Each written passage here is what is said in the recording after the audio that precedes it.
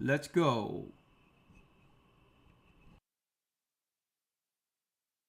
The Bible. Is it hard to understand? When it comes to reading the Bible, the first thing that comes to mind is the fact that this is the Word of God. The seals have been broken, and the truth is here. And when we go throughout the scriptures, when we go throughout extra biblical records, we find that the language that God employed, that He used to create the heavens and the earth, was the Hebrew language. Christ said, I came for the lost sheep of the house of Israel. But yet no one, no religious leader, no religious church out there anywhere can now identify the 12 tribes of Israel. Can we? God is quite simple, but it seems as if man makes understanding him hard. What are those mysteries? The truth of your book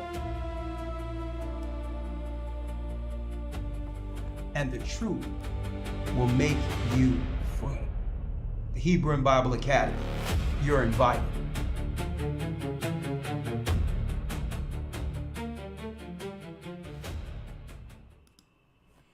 Blessings, blessings. Let's go. Wednesday night decoding the times. Let's go. Blessings.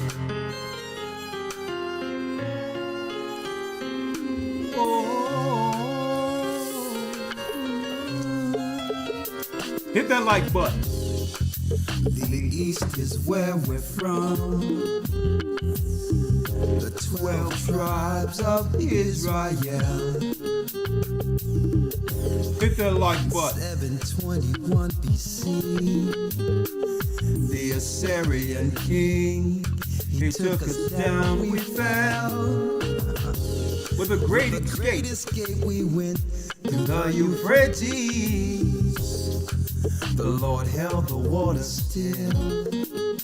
To a land where no mankind dwelt. To a land where no mankind dwelt. We went. The 12 tribes of Israel. That's who we be. We be Manasseh, the Cubans, Ephraim, from Puerto Rico, Naphtali from the Isles of Hawaii. The Lord is calling back Israel. From Panama, the North American Indians, Simeon, Dominicans. The highest gathering Israel. The Arabs and Africans told us To gather our wives and children and sold us. in the belly of these great ships. Belly of these great ships We traveled in fear.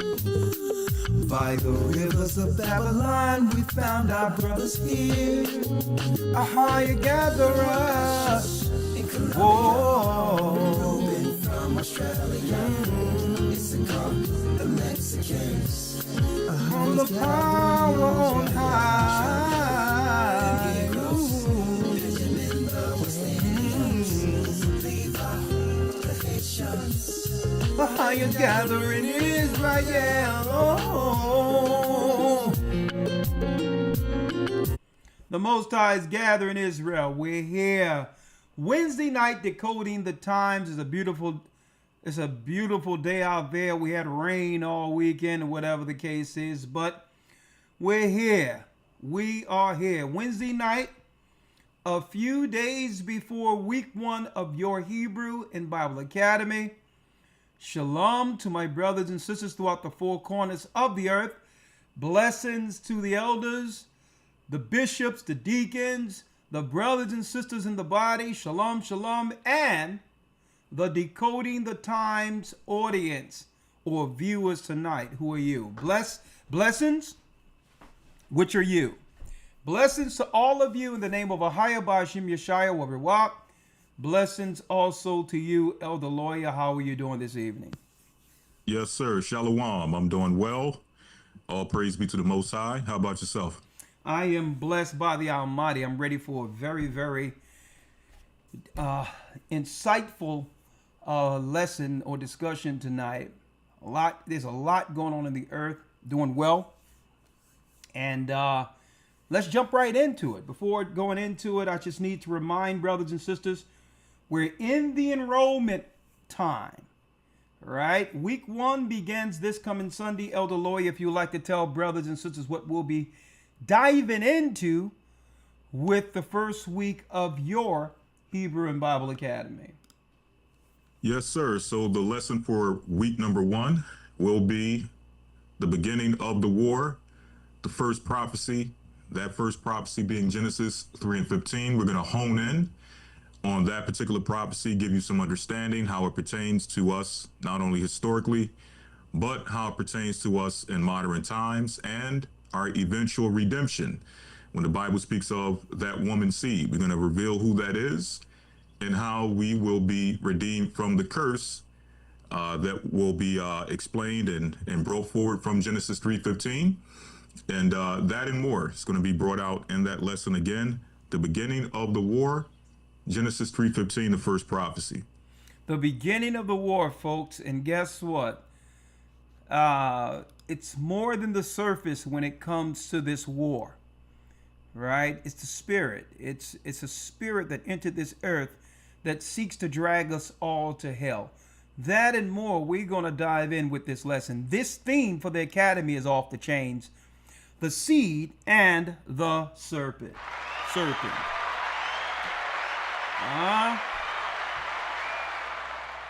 The beginning of the war, the first prophecy, the rise of the rebellion before the flood, one language, one rebellion, the birth of mystery religion. There's really, folks, only one religion in the earth practiced differently by all Gentile nations. We're gonna reveal that. It'll make you think it's a bunch of religions. They're all the same at the core. Satan's religion from Babylon. We're going to talk about that. Egypt, Canaan, and the corrupted worships. Israel, greatest battles. The kingdoms of hypocrisy. The woman and the beast, mother of harlots. The mark of allegiance. The worships controlled in the beast system. That's right, folks. You're going to find out that these government positions throughout the earth are satanic priesthood positions. All right. Come out of them, my people. What does it mean by that? Once it's time to move and leave, what must we do? And how do we pivot throughout the earth, understanding that the whole earth will experience the woe at once? We're going to talk about that in the Academy. And then the final victory, how Christ comes at the end of it all and put a foot on it. Go to historytimes.org to enroll. We're opening this thing up for enrollments. Shabbat is chopping at the bit to get the news together. It's going to be absolutely eye-opening. If you never enrolled in the Hebrew and Bible Academy, you don't want to miss this one. Go to historytimes.org to enroll. Okay? And then check your email for the responses. We hope to see you there Sunday. historytimes.org. A new 12-week academy starts this coming Sunday. 9 a.m. Elder Lawyer will dive into the news. The Hebrew 101, the Hebrew letters. Yes, sir. And then what? After that, myself and Elder Shabbat is going to come with the news. And then the lesson. The beginning of the war.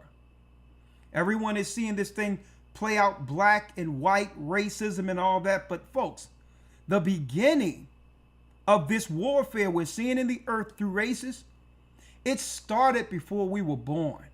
Well, guess what? We're going back to the beginning to show you how it all began. And then at the end of the academy, we're going to show you how it all ends. Go to historytimes.org to enroll. And blessings, Elder Yarack and Elder Dell, who's out there supporting us.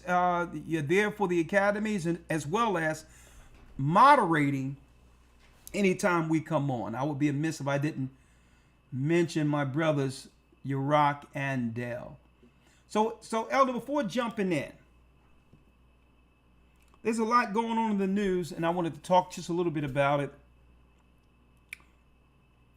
Of course, brothers and sisters, hit the like button. We're going into why do people claim the book is a white man's book. Why do people claim the Bible is a white man's book? I keep hearing this. Conscious community. Even Muslims come out. We're going to talk about that tonight. Why do they keep repeating what they know is a lie? Okay? They know it's a lie. So why do they keep repeating this lie over and over again that the Bible is a white man book? And how do you know they're lying?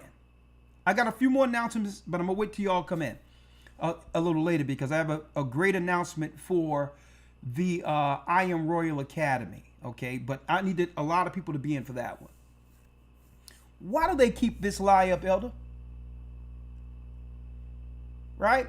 And I want to talk about this because someone sent me a message through the phone the other day and says, Elder, I need y'all to give me a good argument for this white man is behind the Bible thing.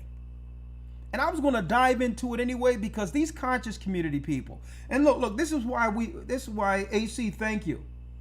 Thank you for putting together the visualization for tonight's topic. Thank you for this. The main people we hear with this rhetoric claiming that the Bible is a white man's book. Who do we hear dealing with this mess? Our people, black people. Either a Hotepper or a black Muslim. So, but is there a reason, a meticulous, conniving purpose behind them mentioning that? Claiming or trying to throw some shade at the Bible. Is there a conniving spirit behind that? And why am I saying that, Elder Lawyer? Just the other day, Elder Lawyer, I heard a conversation, a black or white conversation with some Hoteppers, and they was talking to a white person, right? Now, right? It came on my feed, and they was like, well, you talking about, Jesus and all the people in the Bible were black, right? So when it's convenient, they argue that the people in the Bible are black when it comes to winning an argument over white people. Right? So I was checking it out. I'm like, look at this hypocrisy. So when it's convenient to win an argument to show that you know more than a white person who believes in the Bible, you'll tell them that Jesus is black and the people in the Bible are black. But when a black person believes in the Bible, you'll tell them not to believe in the Bible. It's tampered with. What is this playing on both sides of the fence? We're going to talk about that tonight. We're going to talk about that. The reason behind this, folks. It's going to blow you away once you're going to really understand the reason and why they did this. Right? Now, on another note, I wanted to talk about this, but I didn't have an opportunity to deal with it, being that the academy starts next week, right? I wanted to just talk about a few things. They just found the brother, the teenage brother in Mississippi who disappeared during July 4th, right? I was going to talk about the racial component Sunday. I was going to talk about the racial components when it comes to what happened with Carmel and Anthony and all that. I was going to talk about that if we would have had the academy Sunday. But then something else pops up, right? A brother, a black young man, let me pull up his picture here. A black teen was missing July 4th. Let me pull it up here. Okay, by the name of Nolan Wells. Went boat tripping, went out there on a boat with a few white guys, and he the only one didn't come back. Well, folks, I'm going to tell y'all right now, if you're from the South, none of this surprises you. Okay? As many things change, some things stays the same. And I wanted to talk about that. Why? We know the rules when it comes to racial tensions down south. Right? I was born in Lake Charles, Louisiana. My father was born Newport News, Virginia. My mother was born in Raleigh, North Carolina. Okay? We know the rules down south. If a white man or person get harmed, if it's a man in particular, like what happened with the Carmelo Anthony thing. Now, even though he got jailed, that wasn't enough. We know the rules down south. If one white guy dies, guess what they count? This is the old down south unspoken rule. Okay, you kill our teenager, we get 10 of yours. That's the unspoken rule down south. We all know this. Anytime there's some racial tension going on where a white person dies, mama, papa, even in the church, they would bring everybody together and say, keep your children close to you until this calms down. But we living in this liberal world and all this, and there's a lot of different components with people from all other places who don't know the dynamic. They think it's just America, freedom. You have to understand and really, really get to the root of America's history. I knew exactly what was going to happen once that white young man that was unfortunately went, I knew what was going to happen once he died. His family going to all get together, people that they don't even know are coming together and saying, you know what? Yeah, they got one, but we're going to get 10. 10 or more. That's the rule. So what I'm saying is, brothers and sisters, we're not to be fearful, but we have to watch how we're operating out here. We really have to watch who we are in proximity with, and they're going after young guys, high school age and all of that, as a get back. We're just hearing about this one. It's unfortunate. But we always understood the rule. Now, if it's a white girl who cry wolf or get harmed, they'll burn down the whole town. Okay? So they don't feel justice was served properly. Even though the young man, Carmelo Anthony, got 35 years, it's blood for blood with Esau, folks. And when it comes to our people, if they claim that we are at the hand of murder or some injustice against them, they take 10. They'll times that by 10. So only thing I'm going to say is keep your eyes on a swivel and make sure you keep your children close to you. Okay, I wanted to put that out there. Now, next, and we'll probably be diving into this also in the Hebrew and Bible Academy. Folks, those are just the unspoken rules. The unspoken rules. Another thing. You have our people, Elder Lawyer, that's standing up and not only are boycotting the Asians, Japheth right now, but they're leaning towards spending money or using their hard-earned money to circulate that amongst our people, amongst people of our ilk, instead of just the money going out to all these Asian people who aren't appreciating our spending power. Right? Now, that's not all, and I don't know what's up with it. I know it's having a great impact on the Asian businesses because they're starting to thumb their nose up to our people. Without us, they wouldn't be here, and they wouldn't be able to set up shop here. Right? So, brothers and sisters, this is what you have to look forward to them doing next, because when they came into our neighborhoods, believe it or not, it is a form of economic warfare. Okay? Warfare comes in many fashions. Economic warfare.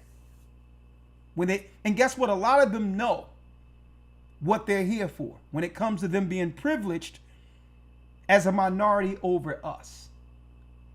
They know what they're here for. They get the loans to undermine and to keep us from progressing. so that they can look down on us and say, well, look, I wasn't here long and look what I got. Y'all lazy. Nah. You were actually handpicked to be a buffer to undermine God's people by the politicians who control the purse strings. They get in position, they allocate the money through the budgets, and they choose who they want to give the money to based on their political interest. That's how it works. So they'll rather give it to a foreigner because they have something over them. Citizenship. So people might ask, well, Elder, what you mean by this? You have to understand how it works. Okay? They don't want another civil rights things to go down again. Well, we stop the whole country. Look what the Asians are doing right now. They're barely making it because we made one decision. They don't want this to happen, on every level in every city. They seen what happened with Martin Luther King. Right? So what was Martin Luther King? Martin Luther King was a college graduate. He was also a preacher, which means their status transferred into political protection for us. See? He's like, and Esau started looking at that. Oh, this is grassroots. They're doctors. They're lawyers. They're entertainers. They're preachers. Their whole political movement is operating from the inside out, which is affecting America's politics and the labor force. So what do? Well, if it's going to be a doctor or a lawyer or someone of high ilk, we're going to do what? We're going to fly them over from another country so that they cannot use that influence to politically galvanize the tribe of Judah here. Because we need the ingenuity from these black folks, but we don't need them to transfer that into a political fist against us. That's how it works, folks. So people aren't doctors and all these others because they work hard. No, they were handpicked to be utilized for the machine so that America can hold what? Hold their status over their head. You use your position for what your degree tell you to use it for. See? You can't use your degree to align politically with God's people and help them grassroots like Martin Luther King, Coretta Scott King, and all the great ones who use their credentials and their lives to do what? To fight for something that was worth it, God's people. So bragging about a degree that doesn't transfer into any positivity for your people is absolutely insanity. Insanity. That's what that is. You're insane to brag about a degree that doesn't transfer into helping your people. Okay? And that goes around full circle now. So what are the Asians are going to do now? Because they understand that what we're doing is also warfare in response of not financially backing their businesses. So now, just like chess, we made a move. So what will be their counter? I'm going to tell you what their counter will be, Elder Lawyer. Here's the counter for you brothers and sisters, because the Italians did the same thing. The next move they're going to make, folks, is they're going to start doing things out there and blaming it on black people, claiming that black people are messing up their businesses, so because they can't make any money and they have debt. So their next move is to do what? They're going to start vandalizing and or burning their own buildings, blaming it on our people to get the insurance. See? Because they're about to go out of business anyway, but they have insurance. So don't be surprised if they find some of our people or somebody that from someplace else, another country, that looks like us, and they'll pay that person to throw a Molotov cocktail through their business and have it burned down and show a black person doing it so that they can get the insurance, and then they're off the hook when it comes to some of the debt that's owed. The Italians did the same thing, who were also used as leverage against us during the Harlem Renaissance when our people started coming up. Okay? So again, this is going to be their next move, because what? We're strangling them financially, and they have a lot of debt. They have to pay a lot of debt to live in our neighborhoods, folks. The loans go to them first. And Esau is still going to require that debt, those loans. Esau is going to require that from Japheth.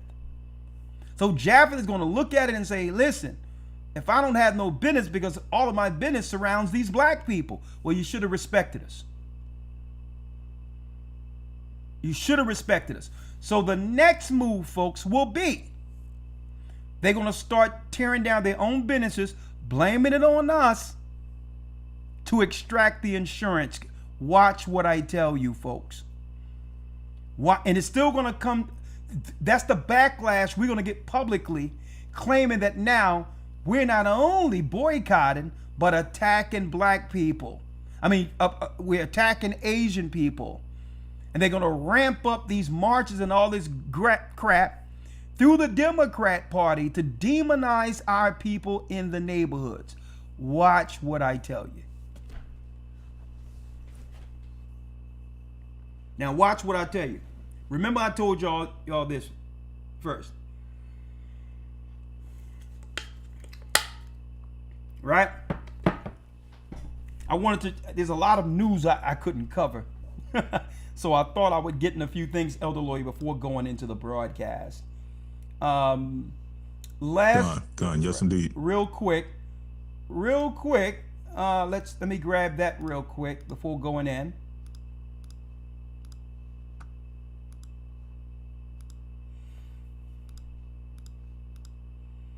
Oh yeah, Elder. You probably didn't know that the Kojic church is getting sued. All right. Okay. But check this out. Now, this is Christianity news. You know, I'll be all over the place looking for this stuff. And I'm going to be going into some of these. I'm sure Shapat got some more news coming for y'all this coming Sunday. But since I didn't go in last week, I thought I'd just share a few articles to let y'all know what's going on in the earth. Eli Lilly, a big pharmaceutical company that pays for a lot of that high blood pressure drugs and all that. And I totally disagree with those high pressure drugs myself, because I understand the long-term effects of it, and I also understand the plan they had behind it when they first started prescribing that stuff, particularly in our neighborhoods. But I'm gonna leave it there. We're fine without that stuff, folks.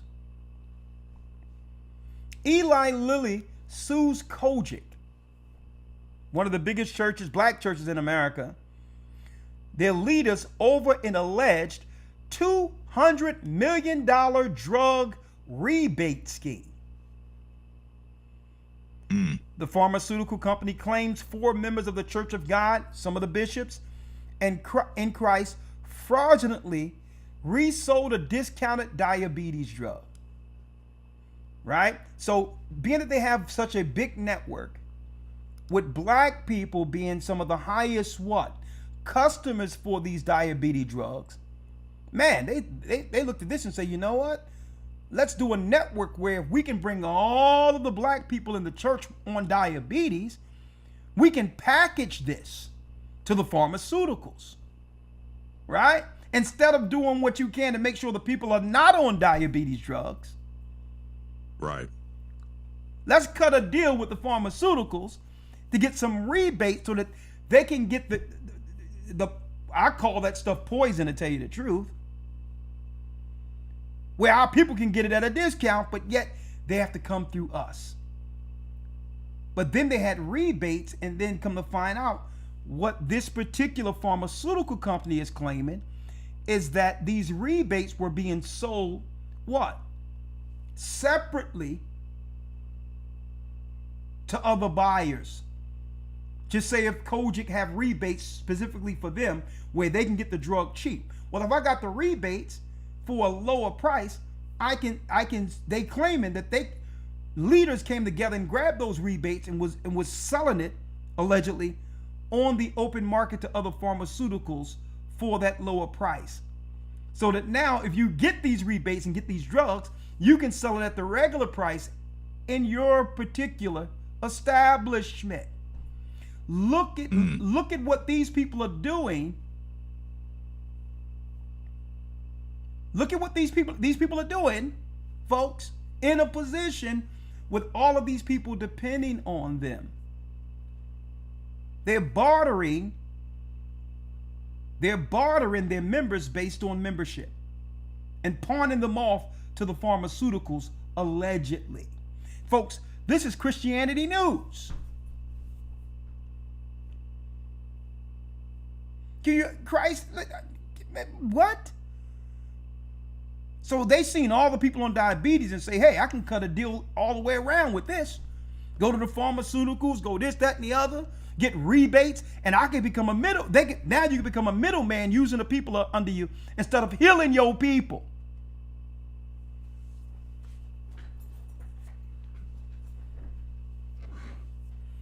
But I'm going to keep my eye on this because, hey, I don't think they're going to be able to beat a whole pharmaceutical company. So I'm going to keep my eye on this. A lot of you don't know that. First of all, let me put this out there real quick. Oh, Keep in Focus 67 says, this is my first academy. I'll tell you what, Keep in Focus.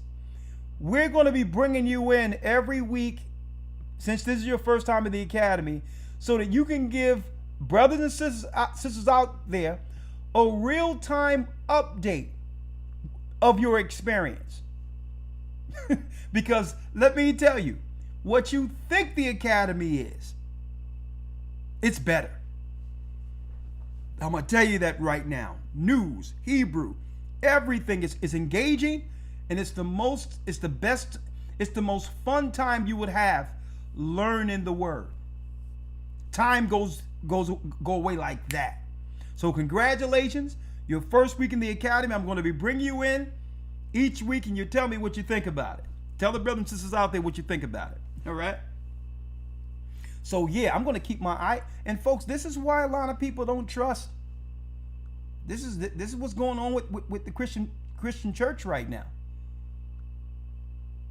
Like, you can't pawn off your people, to the pharmaceuticals. You can't do that. But I'm going to be keeping my eye on this, right? And guess what? Our religious stance on a lot of these drugs, as far as I'm concerned, now once you get on them, it's hard to get off of them because of the effects, the ill effects it have with your mind and your body and all that dependent on that stuff. But it's best, right? But it's best if you had an opportunity not to ever get on that stuff when they try to get you on it early. It's best just to back away from it. That's been my experience. That's been my experience. In addition, Salakia, sir, make the necessary lifestyle changes. Don't refuse it and then continue on as normal. You got to make the necessary lifestyle changes that will allow you to continue to operate without having to be dependent on what they're offering. Exactly. Because it's not like they're wrong when they state that something could be going on with you. Right. But to believe you can fix that with a pill is absolutely insane. Okay. If something is wrong with you, then you have to change, Elder Lawyer, like you've mentioned, your eating habits. Because obviously it's what you've eaten that have gotten you there to where your body isn't healthy like it used to be. Okay. Right. So, but throwing a pill to regulate something isn't the answer, because the side effects and all that comes with that. You sure you want to live with that? Exactly. So you have to weigh, right? We have to stop. We have to really focus on our health and not, and don't believe that there's some pill that's going to regulate stuff. That's unnatural. Your body is in the red in all these areas for a reason. It's not to get a pill for it. Your body is telling you, stop eating this, start exercising, and do all this because so that your body can now regulate with your spirit now. It's your body, those readings is your body telling you something is wrong. It's not telling you to take a pill. That's right. Right? And I see some of these people claiming osteoporosis and all these others. People are getting early osteoporosis using Ozempic and all these others, bone cirrhosis and all these other things that are not being, they're not putting it out there. All of the lawsuits and all these that's going on with that stuff, folks. There's no such thing as a quick fix. That's right. There's no such thing as a quick fix.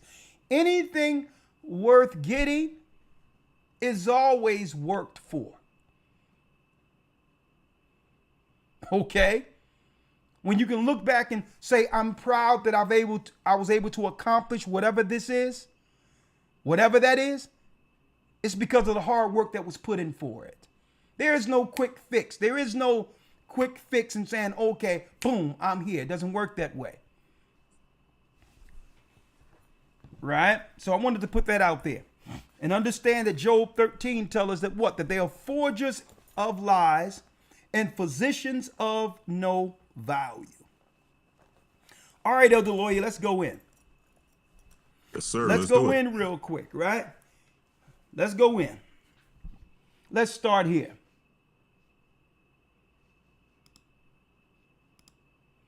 Why do people claim the Bible is a white man's book?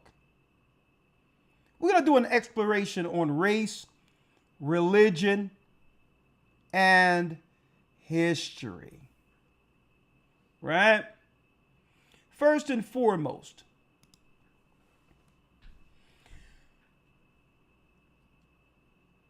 whoever claimed that the Bible was a white man's book?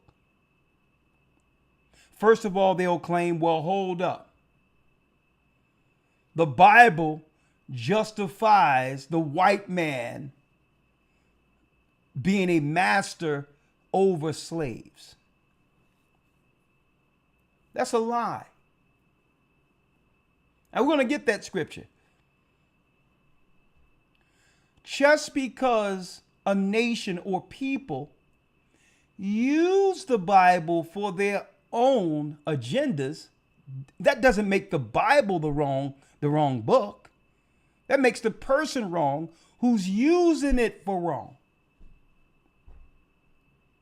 There's no doctrine that tells us, okay, there's no doctrine in the Bible that justifies the white man being a good Christian having slaves. So what they'll try to tell people is, hey, the white man used the Bible to keep black people as servants or slaves. Number one, that's a lie. So let's go there first, Elder. Let's get that scripture where they claim between the servants and the masters.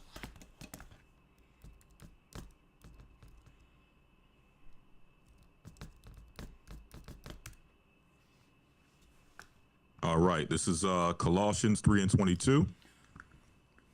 Colossians 3, verse 22. A matter of fact, Elder Lawyer, to give it context, let's read the 20th verse first. All right. This is Colossians 3:20. Matter of fact, start at 18.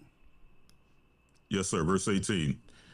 Wives, Submit yourselves unto your husbands as is fit in the Lord. There you go. Women are supposed to submit themselves to their husbands. Right? Way back to the beginning. Why? Because the woman came out of man, not the other way around. The baby from the woman didn't come first. The woman from the man came first. See? So it's no wonder the same people out there with their foolish doctrines out there in Hotepin, these are the same people who would claim that the black woman is God. These are the same people that'll tell you the Bible is a white man's book. Backward. Right? Wives, submit unto your own husbands as it is fit in the Lord. Read. Husbands, love your wives and be not bitter against them. And husbands, love your wives and be not bitter against them. Right? Forgive women. Give honor to them as the weaker vessel. You just can't be coming down on them all the time and become bitter. 20. Children, obey your parents in all things, for this is well pleasing unto the Lord. Honor thy father and mother. Read. Fathers, provoke not your children to anger, lest they be discouraged. Father, provoke not your children to anger, lest they be discouraged. We have to encourage our children. We can't always point out the wrong they do. Okay? We just can't make them believe that their existence is us seeing our children as failures. We just can't point out the wrong they do because we're provoking them to anger. They'll grow up hating us. Because what? Children seek what? Children seek validation from their parents. That tells them whether or not they're succeeding in life based on how their parents view their progress. That's very important for a child to know that their father and mother are pleased with them, as we are when we know that the Most High is pleased with us. Right? That's right. 22. Servants, obey in all things your masters, according to the flesh. According to the what? According to the flesh. Masters according to the flesh. Read. Not with eye service as men pleasers, but in singleness of heart, fearing God. But in singleness of heart, fearing the Most High. So when it talks about servants in obedience to the masters, folks, it was talking about the positions within the church ranks. That's what it was talking about. It wasn't talking about servants obey master cakes on the Mississippi plantation. Not with eye service or as men pleasers, brown nosing. Because usually the brown nosers are those who make it in ranks strictly because not on merit, is because what? You got it. You got it. They have brown noses. They're always snitching and doing all these other things to get admiration. That's what the Bible is calling out. Read. 23, and whatsoever ye do, do it heartily as to the Lord and not unto men. Read. Knowing that of the Lord ye shall receive the reward of the inheritance, for ye serve the Lord Christ. For ye serve the Lord Christ. See? 25. 25. But he that doeth wrong shall receive the wrong which he have done. And there is no respect of persons. And there is no respect of persons. A person that does wrong is going to get what? He's going to get the payment. He's going to reap what he sows, regardless of race, regardless of anything. Okay? But he that doeth wrong shall receive the wrong which he have done, and there is no respect of persons in judgment. So when it goes into servants, obey in all things your masters, just because the plantation was teaching this out of context, it doesn't mean the Bible is incorrect, or it doesn't mean the Bible is a white man's book. And we're going to prove that. The Bible is a book that contains the history of all nations, of all races of people. See? But the book is the history that belongs to us, the children of Israel. Right? So, just on the surface, how we know, just on the surface, that it's not a white man's book. These Hotepians are putting this out there. I'm going to show you in a minute why. Number one, let's go here first. All right? Let's go here first. Let me get my paperwork here. 1526. 1526 wasn't that long ago. There was a black man by the name of William Tyndale. He was responsible, that's right, European, a black man from the tribe of Judah. He is responsible for the first published Bible in 1526. Okay? Here's another picture of William Tyndale. You cannot get, hold on, you cannot get Tom Cruise out of this particular portrait. This is undoubtedly a what? A black man. Before the chattel slavery we seen here in America, we are and were black nobility of Europe.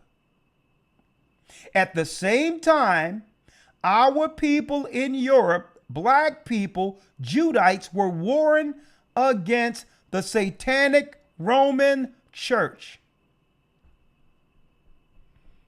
Okay? Let's talk about this. You cannot get John Travolta out of this. Okay? If you want to go Pulp Fiction, it's more leaning on the side of Samuel Jackson. Okay? Can you see? Now, how is this a white man's book? Now, we're going to go into why the Hotepians and the Muslims intentionally lie to Christians claiming that it's a white man's book. Okay? Now, let's slide over here, if you will. Who is this? Now, you know this can't be a white guy. Look how fly he is dressed.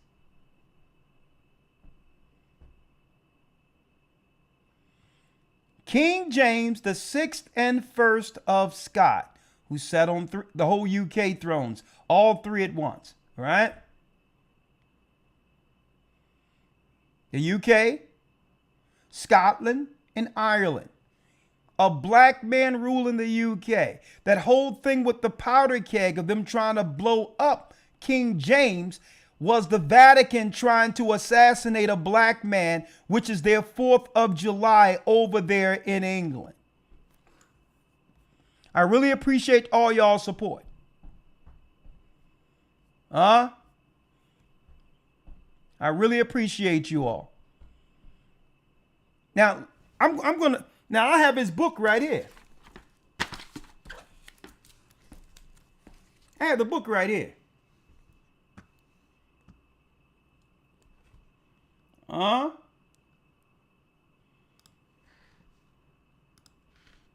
One second. Look. I read the book.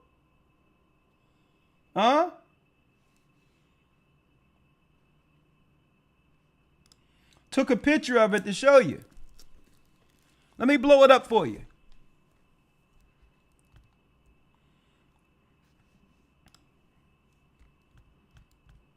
Look at that. Look at that. He's the man who authorized the translation of the Bible 1611. Have it right here.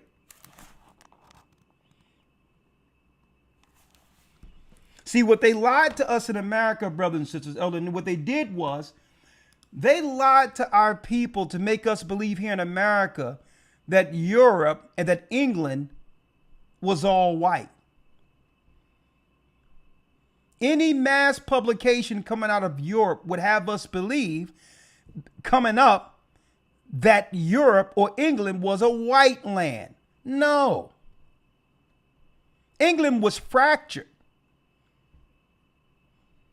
Okay? Europe was fractured when we warred against the Romans. Septimius Severus and Pescennius Niger, 2 black generals, split Europe. We became the black nobility. When you hear about England, angel's tongue, that's all us. That's all us. Germans came in later to usurp the throne after the death of King James' son. Then they started playing Elizabeth, Charles, and all of that. They were from Germany, folks. They were from Germany. The people in Europe right now, they're sitting in England right now, so-called King Charles or King, whatever he called himself, and they're Germans. So they took down a black throne of Judah and replaced it with white people. So let's make that clear. Hit that like button as we talk about this. That's a black man. Now, let me make this clear too. They have a problem with King James, a black man, because he was exposing in this book, he was exposing the Vatican as the Antichrist seat.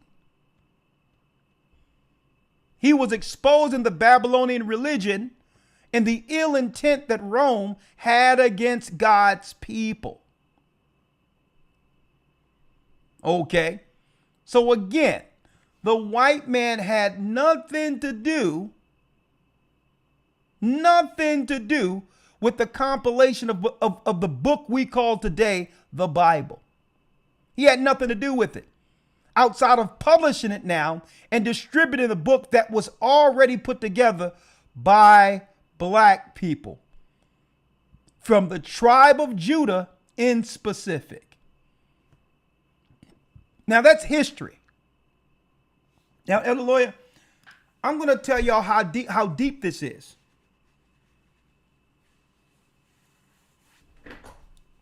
I'm going to tell y'all how deep this is.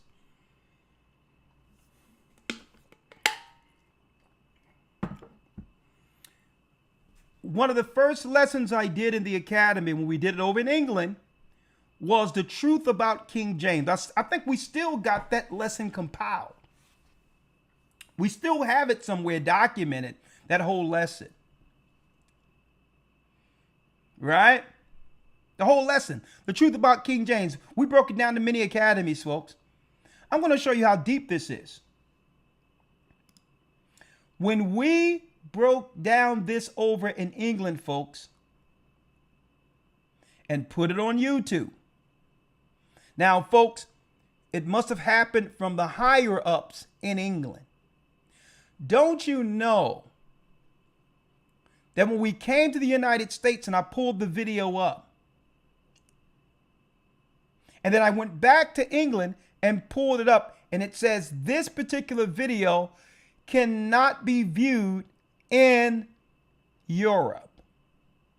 England censored the video, The Truth About King James. I thought y'all was down with the nobility of the throne. I thought y'all were proud of the nobility of England. Why would they ban this video in England, folks?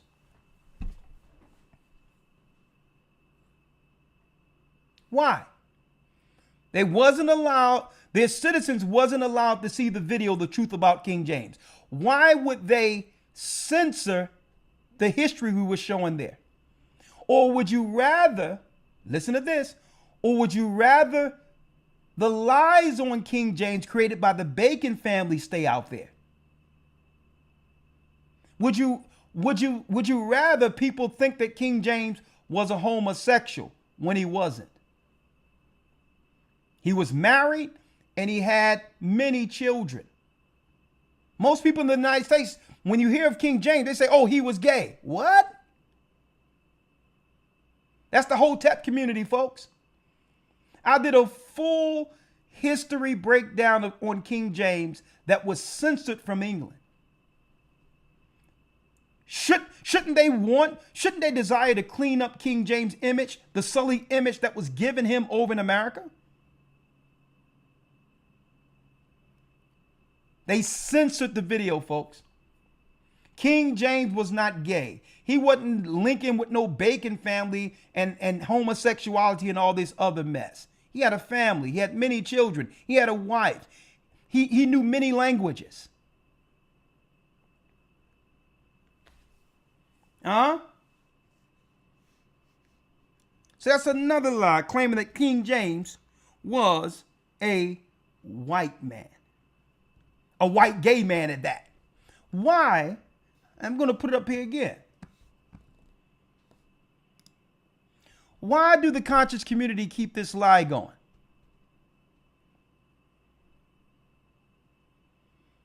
Could it be that the Bible threatens the religion they hold? Now, we're gonna tackle that in a moment. But I need y'all to think about this, folks.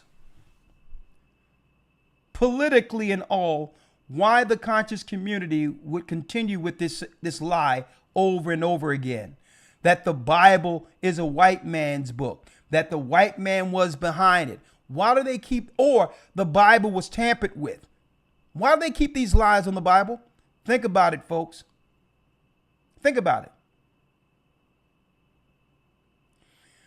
The majority of our people who came out of shadow slavery here in America, folks, are and were Bible believers. Our core belief in God and Christ is what got us through every generation under hard surgery. Under hard slavery. It's the spirit that galvanized us to create the cultures we've created all over the earth. It came out of the Bible, folks. So if you're going to get people to join one of your organizations, how else, folks, listen, how else will the conscious community get people to follow their African mumbo jumbo if the majority of the people in the United States believes in the Bible. So it's in their interest to destabilize the Bible, to get people to follow their Hotep madness. See that? Because the majority of people that they want under this black consciousness crap, their forefamily came out of the Christian church believing in the Bible. So in order for them their grift to continue, they must lie to the children of Christians and convince them to denounce the only book that can explain our plight here. Without that, there is no black Muslims. There is no black Hoteps.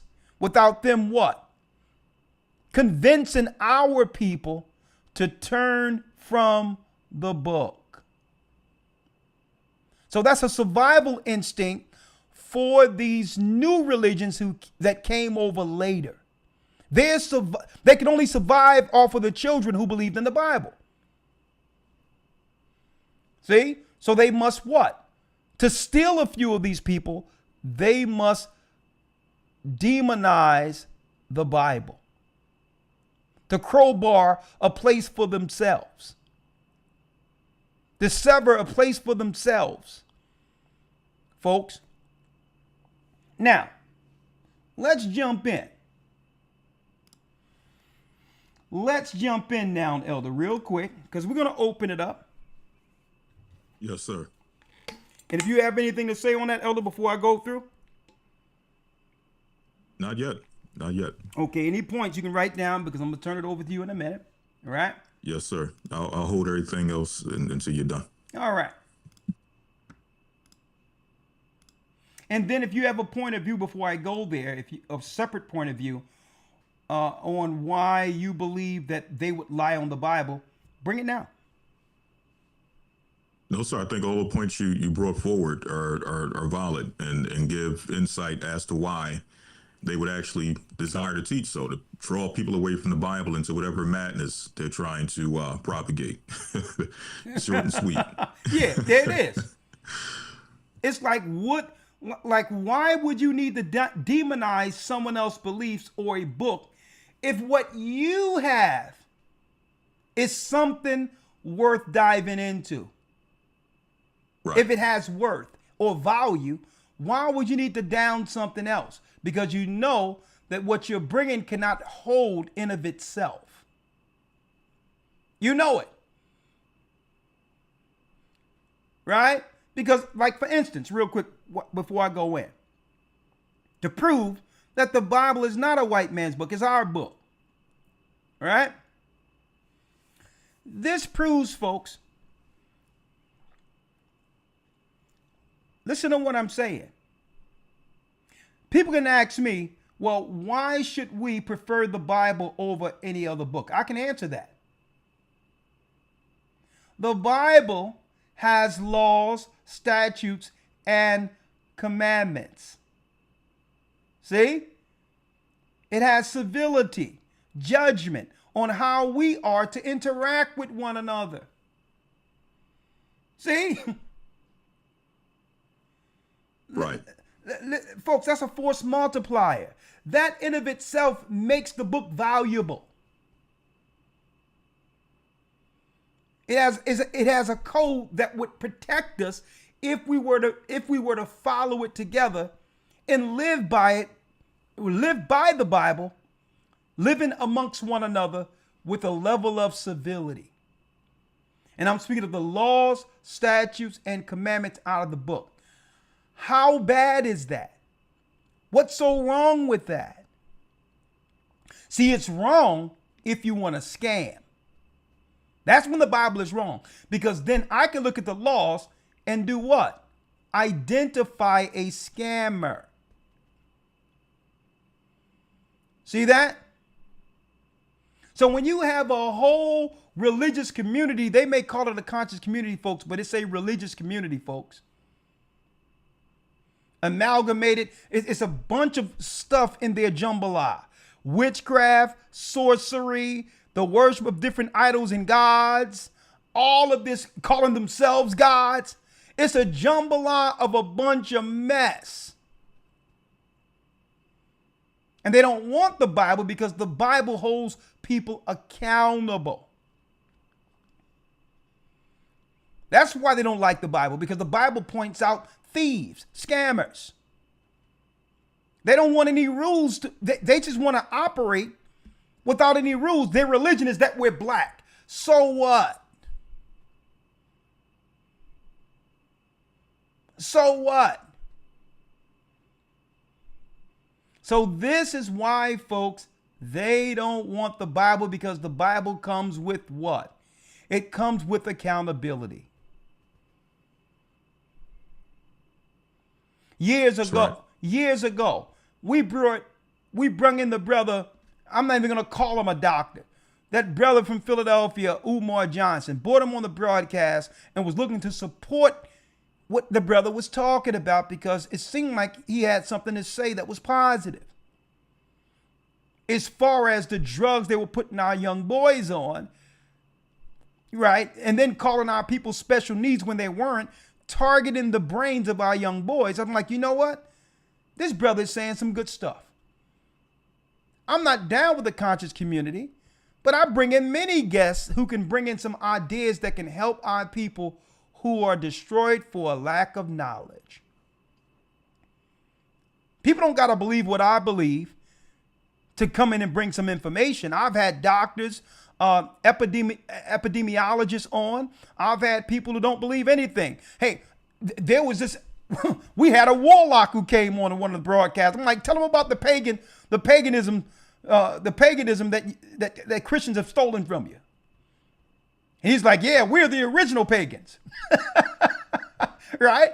So listen, I've had on many people in guests that I didn't agree with. But him in particular, I had to kick him up out of here. I'm like, get him out of here. Why? He didn't have enough tact to have an intellectual conversation. Okay? To where he could bring forth what he had to bring forth, but still have a respect for our book, being that we invite you in our house as a guest. You don't have to believe in the Bible. Who cares? But you're not going to stomp on it here, and I invited you into my house. I'm trying to support what you're doing. You're not going to come in here and crap on the only book that gave you an opportunity to speak whatever garbage you're bringing. So I say, get him out of here. I'm here to support you, brother, but what you're not going to do is bring our Bible down and not have a suitable, what? A suitable replacement. What, you want us to listen to you? So I had to get him out. And back then, that was before everyone knew he was a scammer. Right. People coming down on me, hey man, he's going to argue about the Bible. Like, listen, you're not going to come on this platform and disrespect our forefathers. Abraham, Isaac, Jacob, Christ, all of those who stood for us, that gave us an opportunity to be here. You're not going to, and you're bringing absolutely nothing. Talking about some orishas and all this witchcraft and all this other crap. And I knew the brother was from the conscious community, but what did I do? I gave him a platform to speak something positive to help our people. What you're not going to do is come in and disrespect the only book that can break down what's going on the earth right now. And folks, it was before I knew he was a scammer. But now I understand why he didn't want to deal with our book. Because in the 10 Commandments, it states, thou shalt not steal. You can't say, take money from our people who are struggling and not produce something. And then every year you claim that it's coming this year and coming this year. Tell me you got a school, got some abandoned building somewhere that's probably allegedly part of another scam. I got him out of here. Let me get this guy off my broadcast. He's what's wrong with our community. They don't want the Bible because the Bible holds you accountable. That's why they don't want the Bible. Thou shalt not steal. I see one of their major debaters, not so polite. He went the Kemet on trial thing, and he went there, and next thing you know, there was a beef between them because he went to California with all the money. Thou shalt not steal. And wonder why I didn't want that Kemet on trial garbage anyway. I'm like, listen, they're not bringing anything to us. We have the truth of the Almighty. They can only benefit from what we're dealing with. Okay? And next thing you know, he gets locked up for some stuff with some young girl or something. He gets arrested. This is why they don't want the Bible, folks. The conscious community, as well as the Islam and all that, because in order for Islam to bolster their numbers, they have to convince the children of slaves who believed in the Bible to convert. To convert. And brothers and sisters, this is the point I wanted to make real quick with all of this. Understand, if we convert into their religion and they come over here, they will undermine us politically now as minorities and take the money that our forefathers struggled to get through chattel slavery, through civil rights. It was us standing with the Bible that gave us the courage to have everyone else in the earth stand up and get behind us. So they come over here, they'll switch us into another religion, and by doing so, undermine us politically.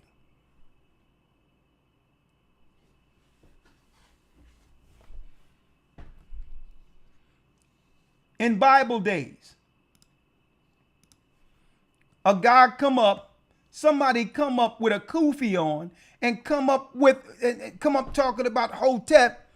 In Bible days, we seen these people as enemies. What God you serve, dude? I don't want to hear this, I'm a black man and I'm God and we all God. No, brother. What God you serve? I don't want to hear your prison babble. What God you serve?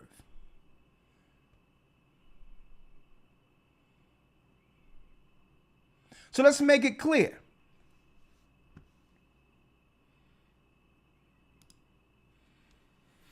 I'm going to prove right now,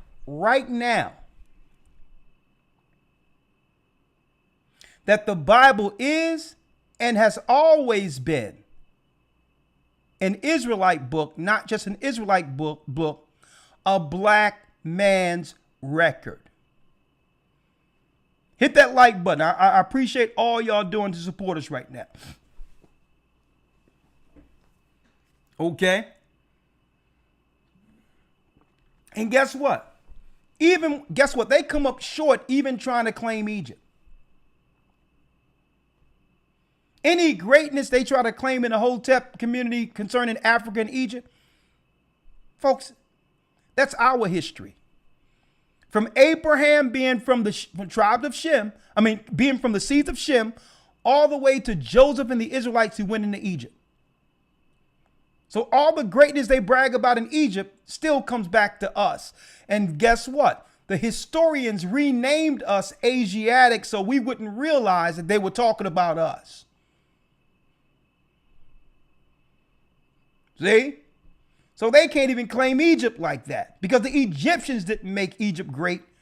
The Israelites made Egypt great. Let's make that clear too. Right? Elder Lawyer, let's go into the book of Maccabees in the 4th century, mind you, from the Apocrypha to show you white people trying to color the images of our records, the Old Testament. Now, we all know the original Grecians are Edomites, white people. So why would a white person do this? We're going to Antiochus Epiphanes in the 4th century now, folks. Let's go there real quick, Elder. Yes, sir. First Maccabees 3 and 47. Okay, thank you, Elder Lawyer. Let me catch up with you here. First Maccabees 3 and what? And we can start at 47. Okay, and I want to go to where they began the games and all that with Antiochus. I need you to grab that too, because I'm going to bring up my man Jaylen Brown too. Yes, sir. While that racist city, Boston, is hating on Jaylen Brown. Okay. And I hope the brother Jaylen Brown is watching the broadcast there. Let's go there real quick. First Maccabees 3 and 47. 3 and 47. In fact, let's start at 46, Salakia. 46? Yes, sir. All right, let's read that. Wherefore the Israelites assembled themselves together and came to Mashpah, over against Jerusalem. For in Mashpah was the place where they prayed aforetime in Israel. So first of all, folks, let's set the stage or the foundation here. The book is talking about Israelites. This is the 4th century here. Before Christ. The Bible is an Israelite book. When did it ever become a white man's book? Oh, I think y'all have the modern day Israelis confused with the Israelites in the Bible. See? Wherefore the Israelites assembled themselves together and came to Mashpah over against Jerusalem, for in Mashpah was the place where they prayed aforetime in Israel. Read. Then they fasted that day and put on sackcloth and cast ashes upon their heads and rent their clothes and laid open the book of the law, wherein the heathen had sought to paint the likeness of their images. Where the heathen had sought to paint the likeness of their images. What heathen? Antiochus, the Grecians, who are white people. These fools were trying to break in the temple to put white images in the books back then. Why would they need to do this if the book was already a white man's book? Speaking of the scrolls at this time, the Old Testament. The book of the law, the first 5 books, they open it up and try to paint a white Moses up in there.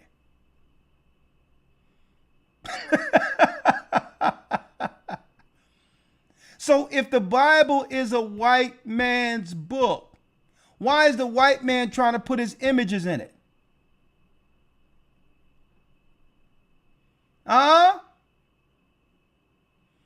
This is Esau trying to hide himself amongst us back then. So that one day our children would wake up and look at the books and believe that all this great history and wisdom comes from them.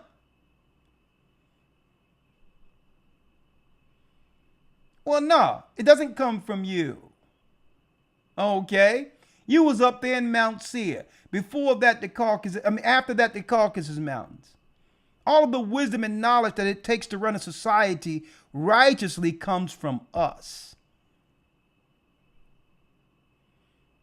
And this Bible rolls out the roadmap for it all on how civilizations are to rule people righteously.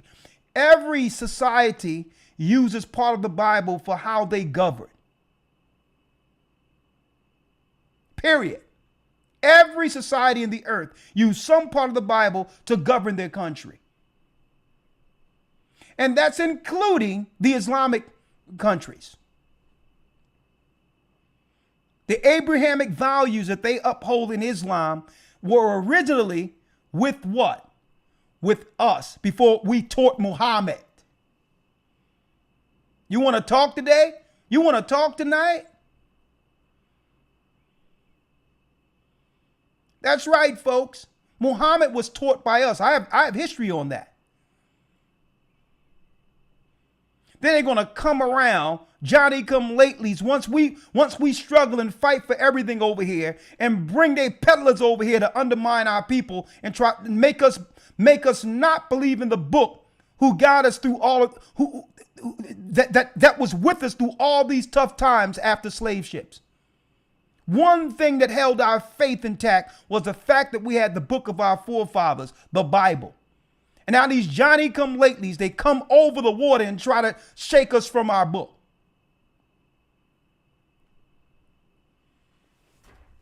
Huh? You got some more on this? Let's sit on that. I know you want the exercise, the place of exercise. Yeah, let's get that real quick. All right, going to 2 Maccabees 2 or 2 Maccabees 4 and 7. Hold on. Let me pull something up real quick.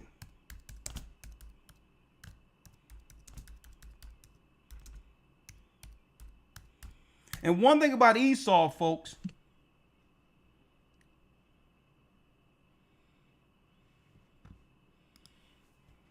hold on.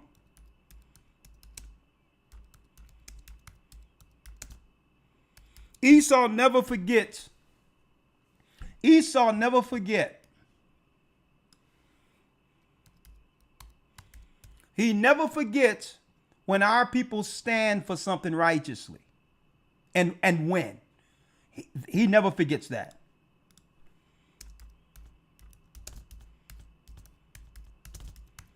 Let me show you all this.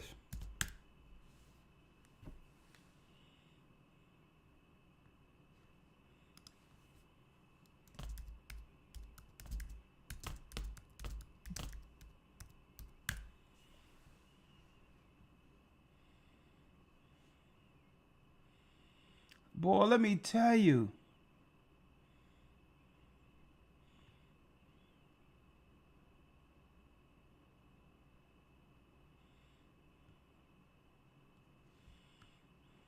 Hold on.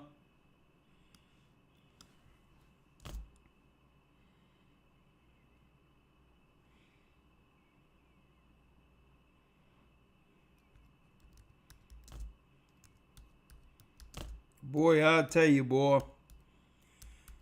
They done jacked up these algorithms.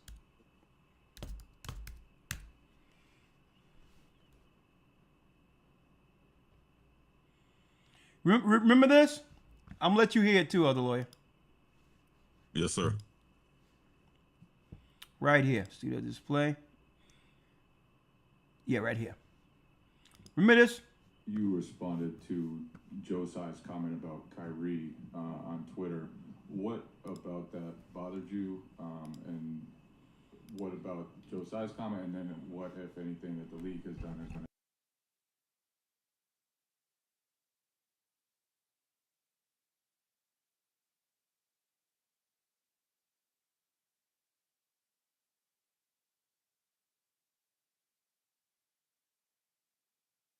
Check. I got it. Years ago, folks, Esau never forgets this. First and foremost, folks, for y'all don't know, they try to keep it under wraps. Jaylen Brown, his family, and his father, they all know they're Israelites, folks. They all know. Kyrie Irving also know he's an Israelite. Right? So all of a sudden you have these satanic Edomite sports, I would say sports talking heads like Cowell and Coward and all these others. And yeah, I said it that way. Who's trying to claim that Jaylen Brown, he thinks he's the smartest man in the room. Let's talk about that. Because this ties into everything we're teaching tonight, too. Oh, he thinks he's the smartest man in the room. Oh, would you rather him be the dumbest person in the room? Right. See, what they're saying is we can't exploit him the way we do other athletes. We can't exploit him. We can't bring in what? An accountant or an agent that's working for us to undermine him financially. They bring in these people like Mayweather brought in. See? Yeah, I'm going to show you how to invest your money and quadruple your money. You're already a multi-millionaire. Why are you going to give your money to someone who has less money than you? That's right. Can you imagine a cat dead broke coming to you saying, and he know that you got money, he's dead broke, and he come to you and say, man, I know exactly where to put your money.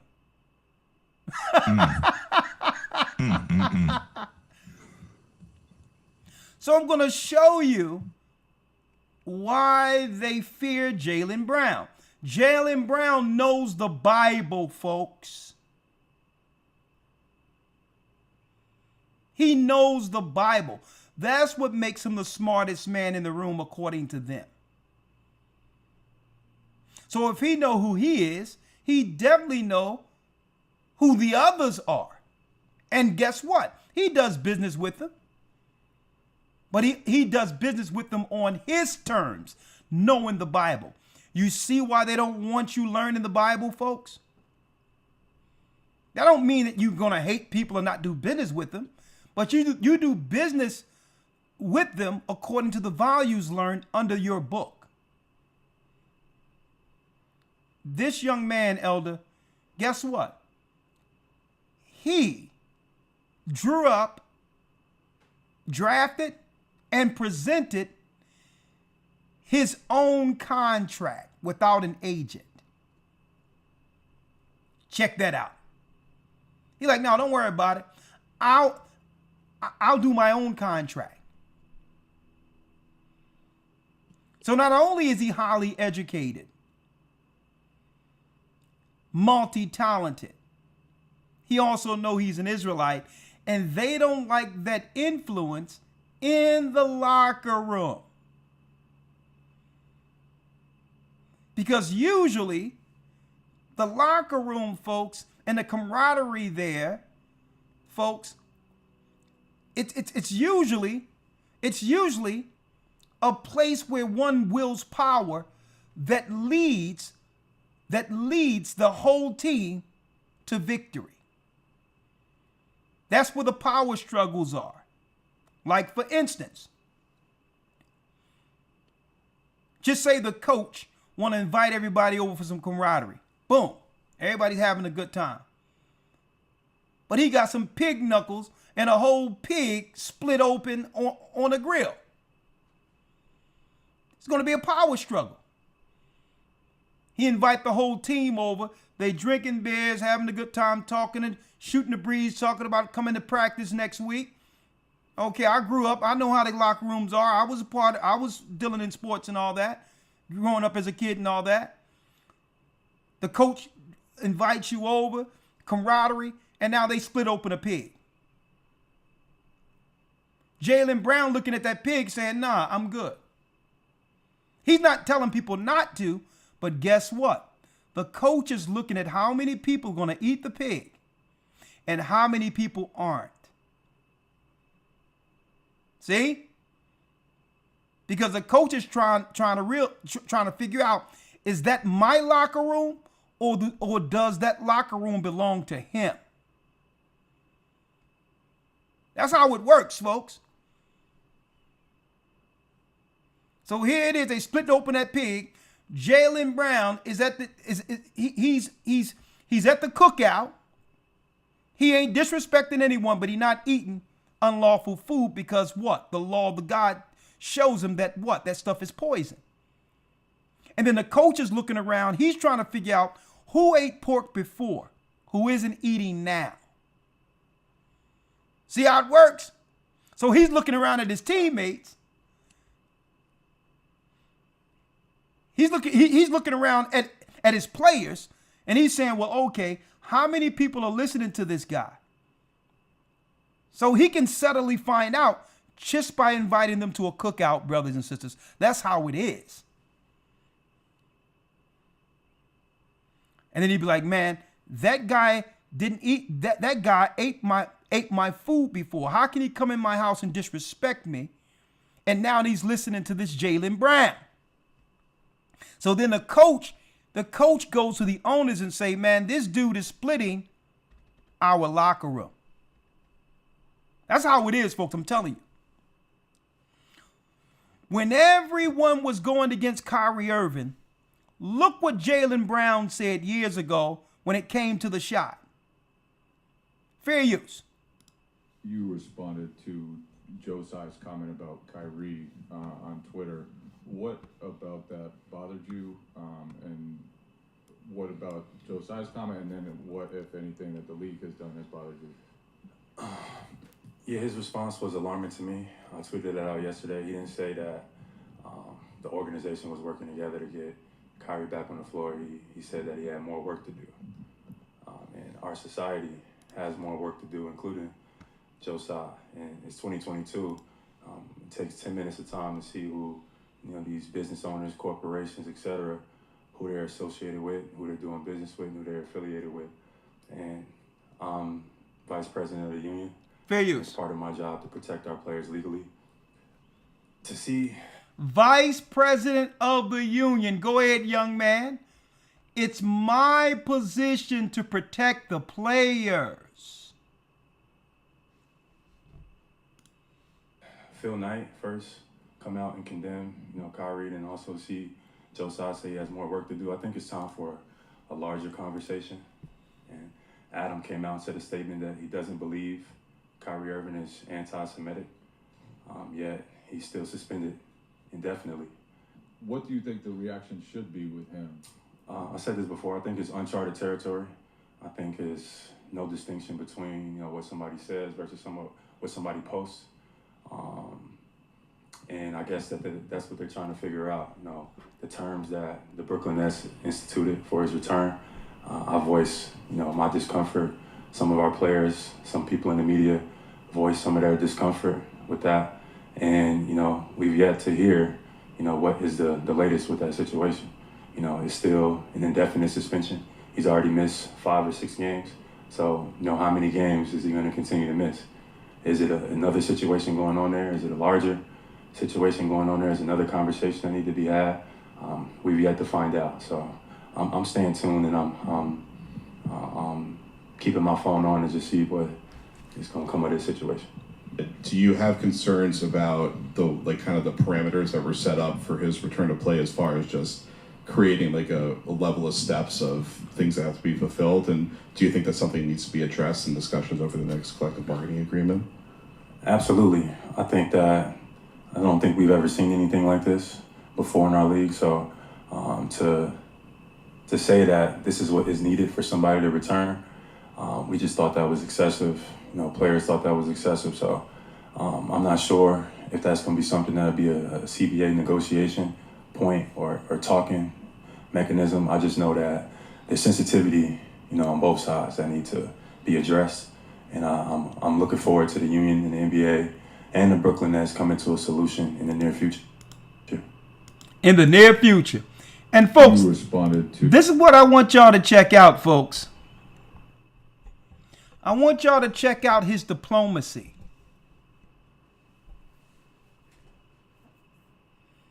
This is what they feared. This is what they feared when our people started to wake up and understand we are the children of Israel. That's the power of the Bible. See that? That's the power when we take back a book that belonged to our forefathers. Check out his diplomacy. Well spoken. Never disrespected anyone, but still stood for Kyrie Irving because he knew it was unjust. How did he learn this? The Bible. And now Colin Cowherd and others are claiming he thinks he's the smartest guy in the room. Why? Folks, y'all have to understand how the business works, folks. Agents, accountants, a lot of these people, folks, they go golfing together. They go to the same synagogue. When these people out there, when Stephen A. and all they're talking about, I got sources, where you think they're getting their sources from? It's the agents in them, folks. So now this guy is saying, I don't know who to trust in this business, so I'm going to deal with my own business, myself. I don't need no accountant. I don't need no agent, because what? I can't trust any of them because they're all working on one side against us. They don't like that, because eventually he's going to show other people, other athletes, how to preserve their money after retirement like he does. That cuts out the middleman. It cuts out the agents. It cuts out all of them. That's why, folks, he's rocking the boat, because he know the Bible. He has that wisdom that comes only from one who have studied the Word of God. See that? So that's a whole nother conversation, Elder Lawyer. Let's go to the athletes part real quick. Yes, sir. 2 Maccabees 4 and 7. 2 Maccabees 4 verse 7. Thank you. Read it. But after the death of Seleucus, when You Antiochus called... said 2 Maccabees, right? Yes, sir. 2 Maccabees 4 and 7. Okay, go ahead. But after the death of Seleucus, when Antiochus called Epiphanes took the kingdom, Jason, the brother of Onias, labored underhand to be high priest, promising unto the king by intercession 360 talents of silver, and another revenue 80 talents. Beside this, he promised to assign 150 more, if he might have license to set up a place for exercise, and for the training up of youth in the fashion of the heathens, and to write them of Jerusalem by the name of Antiochians. And to write them of Jerusalem by the name of Antiochians. So you would have what? You would have the strongest, fastest athletes out of Israel, and train them up to become what?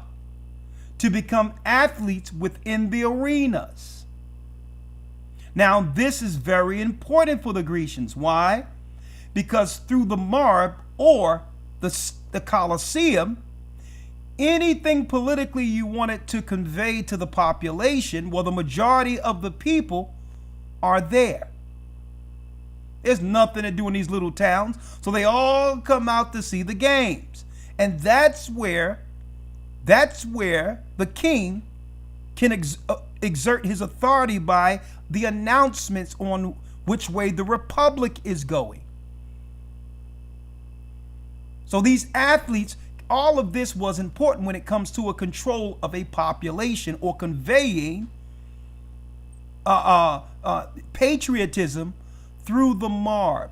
That's the reason why they came up with sports. We're reading it right here. They started training our people. We were faster, we were stronger, and the more of our athletic prowess, the more people would come out throughout the different countries to see us entertain. And now the king can come out and what?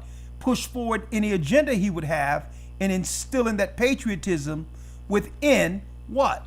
Within the audience. And they'll take that message back to their villages. Same as today. And the king granted what? 10. When the king had granted, and he had gotten into the hand the rule, he forthwith brought his own nation to the Greekish fashion. To the Greekish fashion. Read. And the royal privileges granted of special favor to the Jews by the means of John the father of Eupolemus, who went ambassadors to Rome with amity and aid. He took away, and putting down the governments which were according to the law, he brought up new customs against the law. He brought up new customs against the law. So they watch when athletes and all that. They're like, nah, if you're going to be down with us, then you're going to have to change your fashion and stand for the Grecians or the Romans opposed to the Israelites' law. See that? Read. For he built gladly a place of exercise under the tower itself, and brought the chief young men under his subjection, and made them wear a hat. And made them wear a hat. The hats was what? Just like any team would have a logo signifying ownership or which team you are for.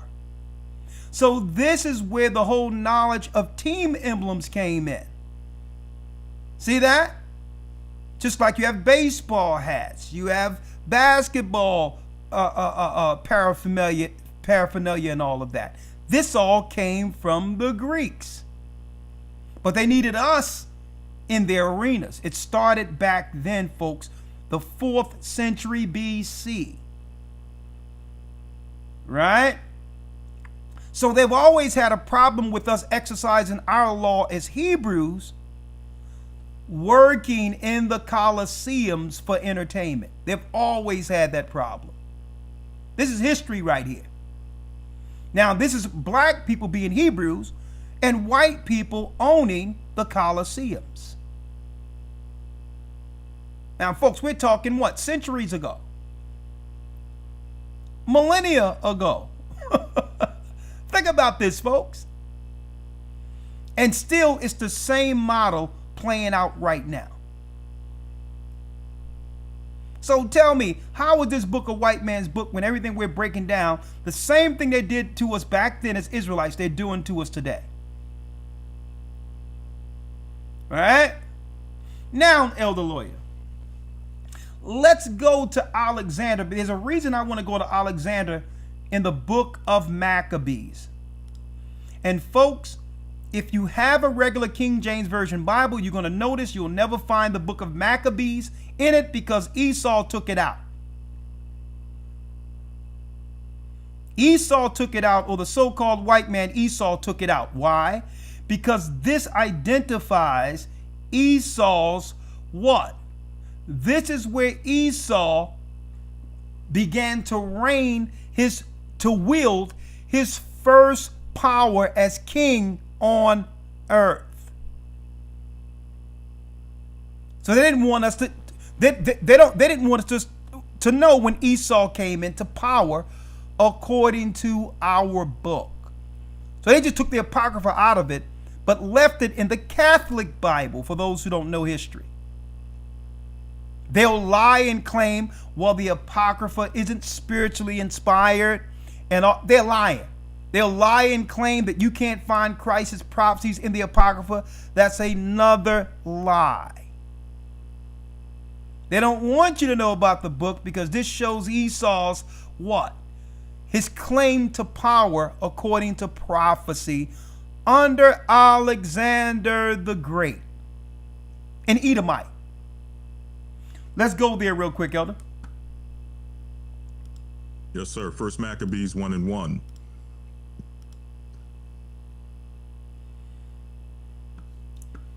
I'm there. All right, First Maccabees 1:1. And it happened after that Alexander, the son of Philip, the Macedonian, who came out of the land of Kittim, had smitten Darius, king of the Persians and Medes, that he reigned in his stead the first over Greece. Come on. And made many wars and won many strongholds and slew the kings of the earth and went through to the ends of the earth and took spoils of many nations, insomuch that the earth was quiet before him. Whereupon he was exalted and his heart was lifted up, and he gathered a mighty strong host and ruled over countries and nations and kings who became tributaries unto him. And after these things he fell sick and perceived that he should die. Wherefore he called his servants such as were honorable, and had been brought up with him from his youth, and parted his kingdom among them, while he was yet alive. While he was yet alive. He split the kingdom amongst his 4 generals. Read.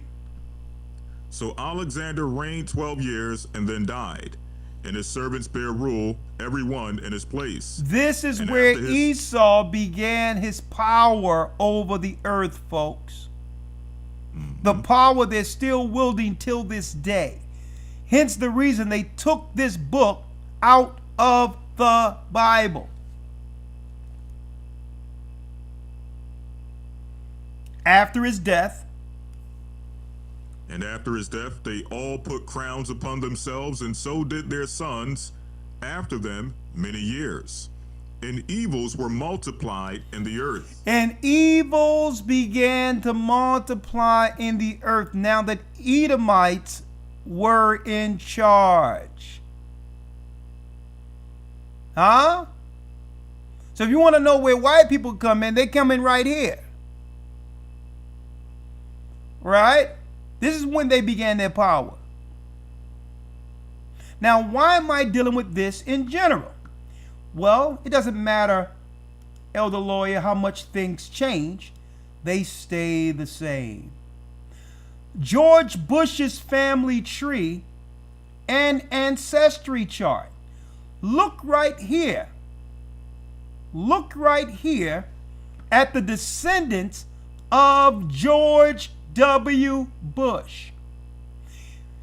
He goes back to Arius C. Piso and the pharaohs of the 16th dynasty under the Ptolemies, folks.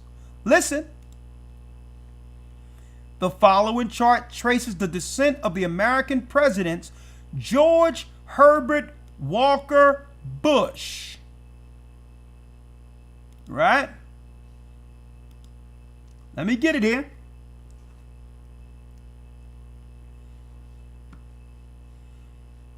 Let me get it here. Hold on.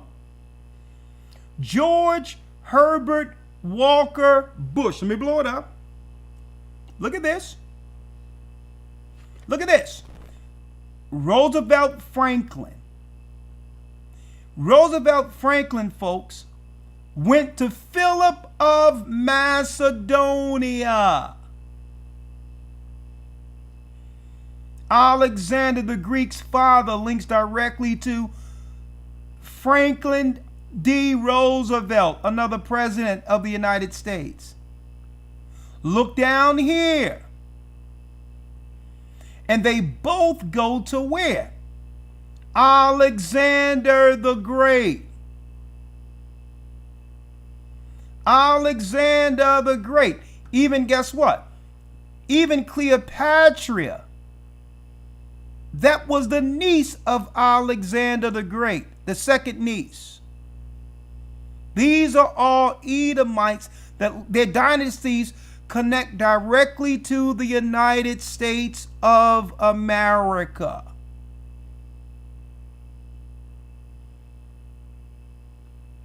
These are the same people who tried to, in the book of Maccabees, to use our records and place their families in the records instead of the black people who lived during that time who were Israelites. Huh? Elder Lawyer, let's go back there again. And that's another thing, folks. When they talk about Egypt in our modern time, claiming that Egyptians were white people, they're talking about the Ptolemy dynasties after Alexandria, where white people began to rule Egypt. That's why when you go into Egypt today, you think you're going to see a bunch of black people, and you have a bunch of Edomite Greek babies running around. Okay? Y'all getting a little history lesson tonight, right? So it's the same model in place till this day. The only difference is back then, we knew we were the Israelites. So what are they talking about? The Bible is a white man's book. We can show you where that same Edomite, white people, tried to what? Raid our records to paint white images in the law. Let's go there again, Elder, once more. Yes, sir. First Maccabees 3 and 48. First Maccabees 3, verse 48. I tell y'all, folks, y'all better get in that academy. First Maccabees. Let's go to, hold on, let me pull that down. So I think I'm a little too loud. Let me check. Check. Okay, that's better. All right. First Maccabees what? 3 and 48. 3 and 48. Let's go here. See? Yeah. 3 and 48. Let's read that. And laid open the book of the law, wherein the heathen sought to paint the likeness of their images. The heathen sought to paint the likeness of their images, brother. What heathen? These are the Edomites. These are the Greeks during this time, folks. They raided the temple, opened up the books and say, hold up, where's our best artist? Let's try to put white people in as Moses. Like some of the Catholic books we see today, showing a bunch of white people, Edomite people, who have nothing to do with Israelites. So they was trying to do the bait and switch back then, folks. Huh? Hope y'all can hear me clearly here. Right? Are you there, Elder? Yes, sir, I'm here. All right, let me bring this mic a little closer to me. I don't want this volume to drop. My volume is good now, folks. I think it's better now. Yeah. All right. Now, it's good now? Before I go further. Right? They say it's buzzing.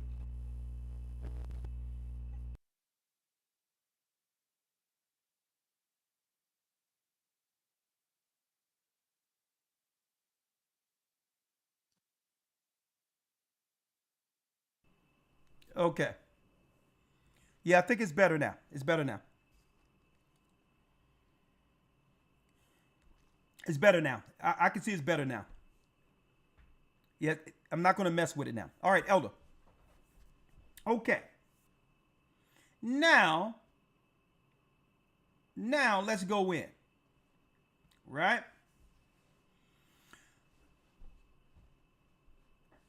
Now, Elder Lawyer, let's go to Moses. Moses, Aaron, and his sister Miriam in the book of Numbers.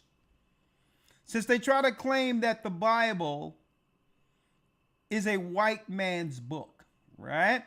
Let's see how Moses looked, right? Moses, Miriam, and Aaron had the same father and mother. All right? The same father and mother. Right? We're in Numbers, the 12th chapter, Elder Lawyer. Right?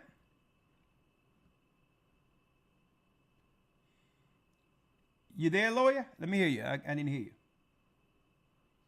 Yes, sir, I'm here. Okay. Let's go straight to it. When Miriam and Aaron begin to speak against Moses, right? And the Most High said, listen, I didn't set you up, I set him up. So what you get is some people become ungrateful and think it's about them, right? When who would you be without Moses, who the Most High sent, right? So you have some people who become ungrateful and it's about me now, right? Well, if it was about you, the Most High would have chosen you. See how that works? Read the 8th verse. Read it. Numbers 12 and 8. With him will I speak mouth to mouth, even apparently, and not in dark speeches. And the multitude and the similitude of the Lord shall he behold. Wherefore then were ye not afraid to speak against my servant Moses? So they got mad. So they got mad because Moses married an Ethiopian woman. Miriam started spreading stuff. Aaron felt upset. Like, yo, that's his woman. What y'all worried about it for? And the Most High was like, man, what's up with these people? Like, Moses is supposed to live his life through how you view his life? Now, of course, there were some Israelite sisters that Moses could have married. And guess what? Even if they felt they had a reason to be mad. I'm going to show you what happens when people let their anger destroy them because they're so short-sighted. It's like, you know, the trip isn't over yet, right?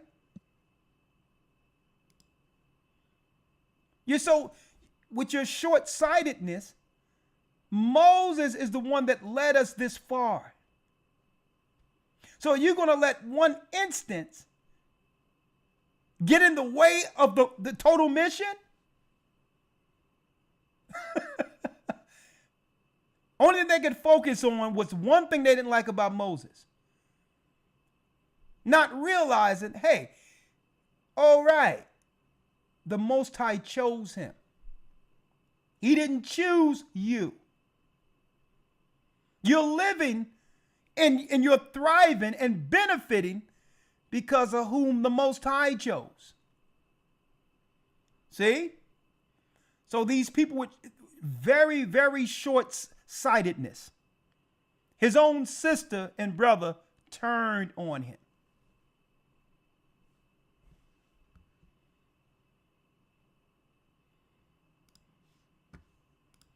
It was the devil that got in them.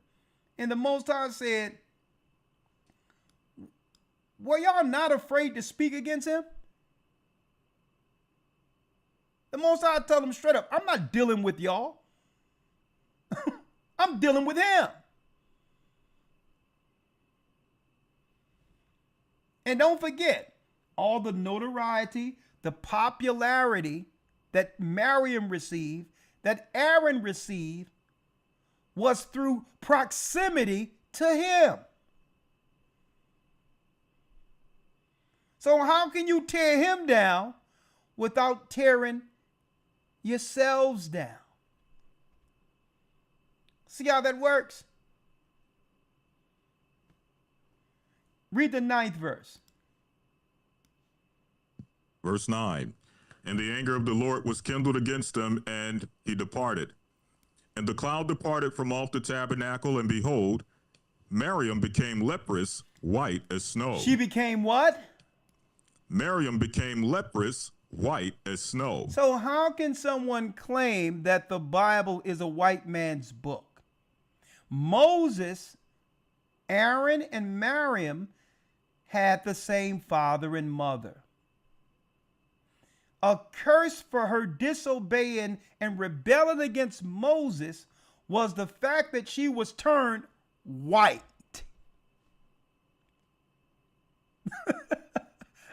So if she was turned white, obviously she must have been a black woman.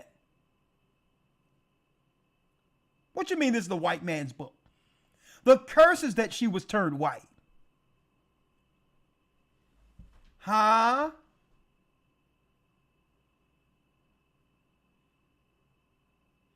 And to prove to you it was a curse, Aaron looked at Miriam and said, what, elder? And Aaron said unto Moses, Alas, my Lord, I beseech thee, lay not this sin upon us, wherein we have done foolishly, and wherein we have sinned. Let her not be as one dead, of whom the flesh is half consumed, when he cometh out of his mother's womb. Let her not be as one dead. He was praying for his sister not to stay leprous. Let her not be as one dead, of whom the flesh is half consumed, when he cometh out of his mother's womb. Well, whose flesh was half consumed coming out of the womb of Rebekah? Esau. Esau. Huh? So how can this be a white man's book? When the curse was turning Miriam white.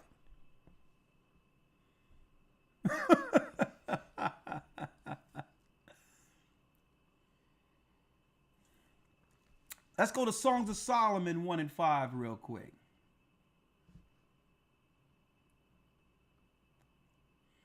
Songs of Solomon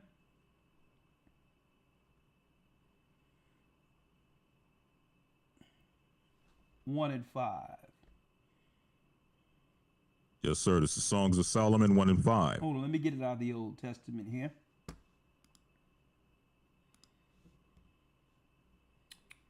Right here after Ecclesiastes. 1 and 5 reads what? I am black. I am what? But I am black, I am black, but comely. but beautiful. So someone tell me, when did this become a white man's book, and why are black people from the conscious community, why are they continuing their lie on the Bible? I'm still waiting for someone to prove that this is a white man's book. I am black but beautiful. O ye what? O ye daughters of Jerusalem. O ye daughters of Jerusalem. As the tents of Kedar, as the curtains of Solomon. Read the 6th verse. Look not upon me because I am black, because the sun have looked upon me. Now, in My case, mother's children, in case y'all trying to claim it's not the shade from the outside. What happens when the sun hits you? You become nice and dark, right? I was out there in the sun picking blueberries the other day. I came back and looked in the mirror. Man, I was so black, I was shining. I'm like, man, got some good vitamin D up in me today. Okay? Because the sun have looked upon me. So somebody show me, where is the white man's book at?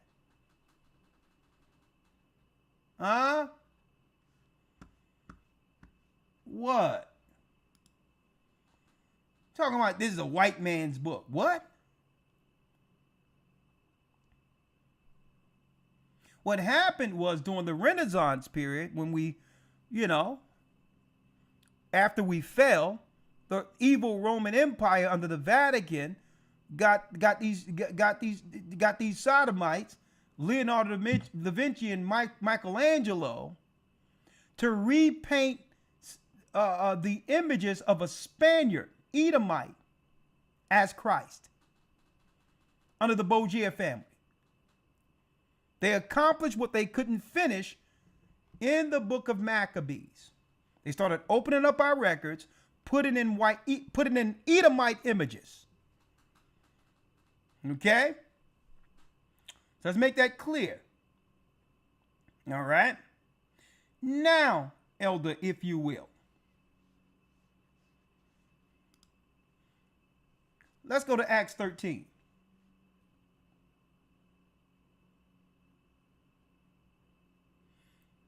So I hope I'm answering your question, the brother who reached out and said, how can I combat these people who are claiming that the Bible is a white man's book?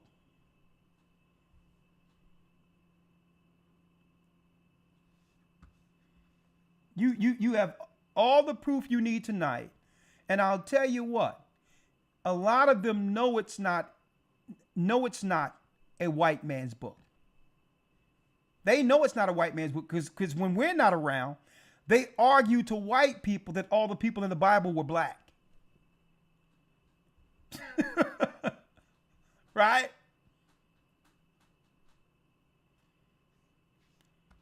But there is a reason, and I mentioned it earlier, we may touch on it later, to why the people in the conscious community continue these lies. They know they're lying. Okay? Acts 13, verse 1. Let's read it. Acts 13 and 1. Now there were in the church that was at Antioch certain prophets and teachers, as Barnabas and Simeon, that was called Niger. That were called Niger, right? Also get Acts 11 and 26. We're going to go here. Here are the original teachers of Christ after Christ's death, folks. Okay, which are the forerunners for Christianity. Okay, there were no white Christians originally. There were no white Christians. All of the Christians during Christ and the disciples' time initially were who? Were Israelites, black people. Until the conversion of Cornelius, and then we began to let white people learn under us in the church. So white people didn't start Christianity. They infiltrated Christianity after our forefathers lost Jerusalem in 70 AD. Okay, let's look at this word black right here. Let's see if this is a white man's book. Simon, that was called Neger. That was called Neger. Black. And that's what they called us when they seen us over here after slavery. They were just letting us know, hey, you know you blacks on these slave ships, that y'all were the original Christians. We even stole Christianity from you. Well, we didn't steal it. We infiltrated it, and we've cloaked our paganism with your Christ. See? See? But really, this isn't Christianity that we see in the earth today. It's ancient pagan Rome rebranded as Christians. All right? Are you with me? So even till this day, what the Pope has on, the rituals they're doing up in their temples, all of those rituals are Babylonian. You cannot find nothing what they're doing over there in the Christian church in the Bible, folks. The falling out, screaming, claiming they getting the Holy Ghost, started dancing and all this other hot mess. You cannot see none of that in the Bible at all. All right? Neger. If you don't know now, you know. Okay? Okay, so let's make it clear. The first Christians were black. So tell me, how is this a white man's book? Let's go to Acts 11 and 26. Elder Lawyer, read that real quick. Acts 11 and 26. And when he had found him, he brought him unto Antioch. And it came to pass that a whole year they assembled themselves with the church and taught much people. And the disciples were called Christians first in Antioch. And the disciples were called Christians first at Antioch. This is when the Israelites became Christians. See? And at Antioch, there were what? There were men that were called black at Antioch, which means the original Christians were all black. So someone tell me now, when did the Bible become a white man's book? Huh? So when we split from Rome and took England, that's right, we set up our own government in Europe separate from the Vatican. Separate from the Vatican, folks. See, and they don't teach this history. As a matter of fact, white people, they'll say, well, there's a time in history where everything went black. It was a dark hole of history. No one knows what happened. Are you kidding me? Are you kidding me? It was called the Dark Ages. During that time period just disappeared only a few hundred years ago. Oh, but you can tell me that the earth came out of a big bang 45 million years ago, but you can't tell me what happened just a few hundred years ago. There's this black history, this dark history in Europe that everyone just forgot. See, what they're not telling you is what? We were ruling Europe. That's right. We were ruling England, Ireland, the whole UK, folks. That was all us. Scotland, that was all us. We are the black nobility that was fighting against the Vatican. Talking about some darn white man's book. You can only teach that garbage over here in America. You can only teach that garbage here in America, folks. Let me get this real quick. 1526, a black man by the name of William Tyndale published the first Bible. And guess what? It was what? It's the Hebrew Old Testament. And you have what? The Greek New Testament. Both records belong to us because we were ruled under the Grecians. And guess what? It was tasked that we would actually rewrite the Hebrew text, which is the Torah and the Tanakh, in the Greek so that the Grecians can understand our governance. That became the Septuagint. William Tyndale put together the first Bible in 1562. A black man. What are you talking about, white people? Huh?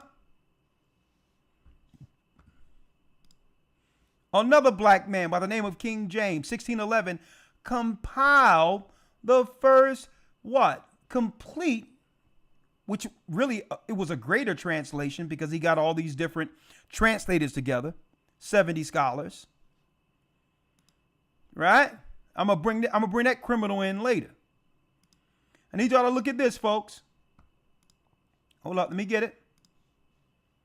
If I have it here, hold on, let me get it. And guess what, folks? In the King James Version Bible, this is why they don't like King James. King James was able to break down and identify all the nations of the earth through family line. So that Esau couldn't hide himself. Look at this. Look at this. He shows Esau's full family. Idumeans. Look. Esau. Idumeans who converted into the Jews you see today. See? The Idumeans converted into Judaism. And then came that Antipater. You're talking about the 2nd century AD with the big conversion.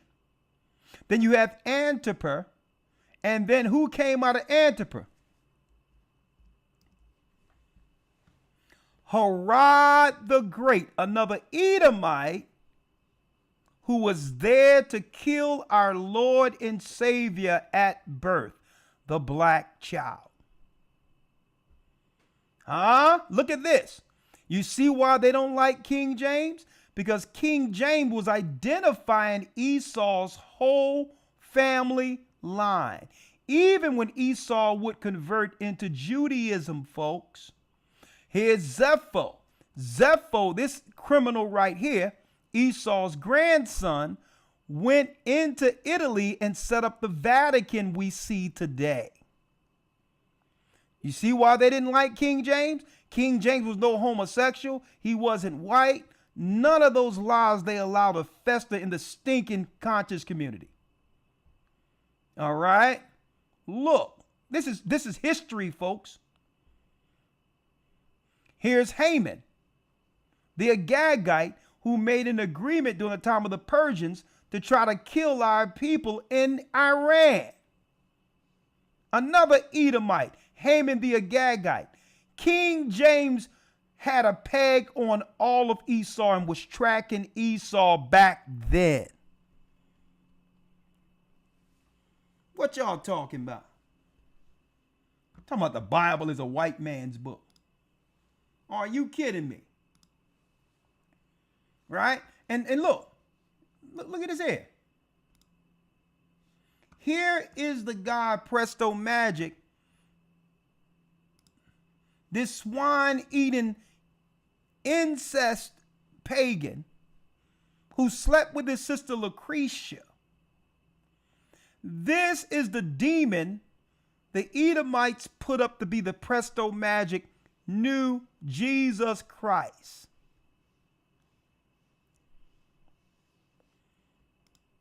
And even till this day, you can find a statue of this Satanist in Spain and in different parts of Europe. Look, Cesare Borgia. Well, you can see him at the Last Supper, that painting, right? You know, sitting there, him and his sister and his father in a picture 3 times, sitting there eating a trough of pigs at the table, talking about the Last Supper.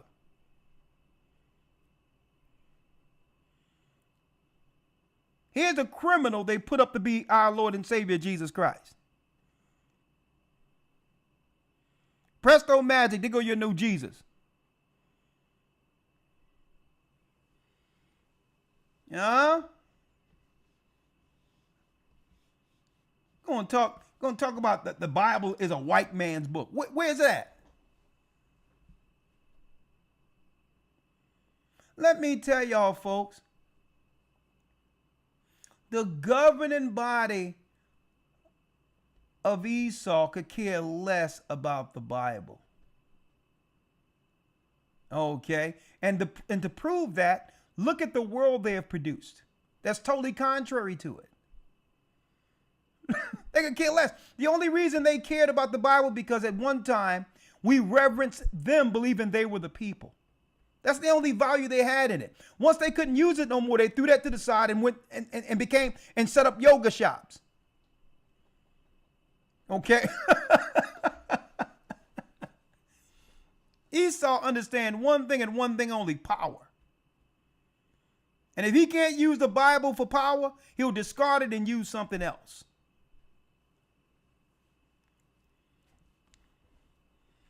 Right? I need y'all to check this out. Esau could care less. And I wish Esau would come and try to tell me, here's the exegesis. This is how we should break down the Bible. You can't tell me nothing. You can't tell me nothing about breaking down the true doctrine of the Bible. Well, I'm an apologetic and I defend her, and you can't tell me nothing because why? Because the world you control isn't being ran through the Bible's morals. Okay, and you have the power to do so. If you wanted people to follow the Bible, you have the military and all of the firepower behind you to force the world to do it. There wouldn't be rainbow flags in every major city downtown if you truly believed in the Bible as a Christian with all the authority you have. Guess what? You wouldn't let that rock at all. Okay? So don't come to me and tell me you want to debate the Bible when guess what? The world you produce proves to us you don't know the Bible.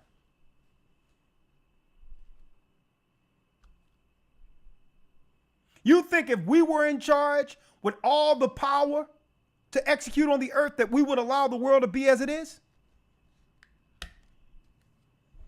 Huh?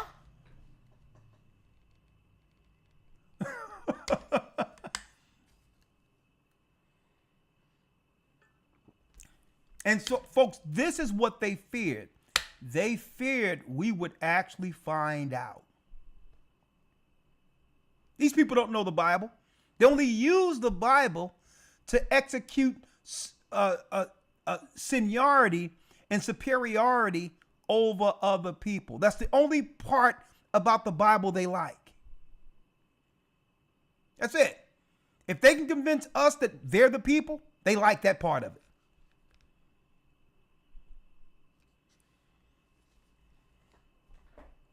All right? Let's go to Christ. Revelation's the first chapter. Let me tell you, folks, Esau only understands power. No sooner as we found out we were Israelites, they threw the Bible to the side. And like I said, next thing you know, everybody running around with yoga pants. Okay? They're women, everybody. Everybody running around with yoga pants on now. They joined the dojo now. Okay?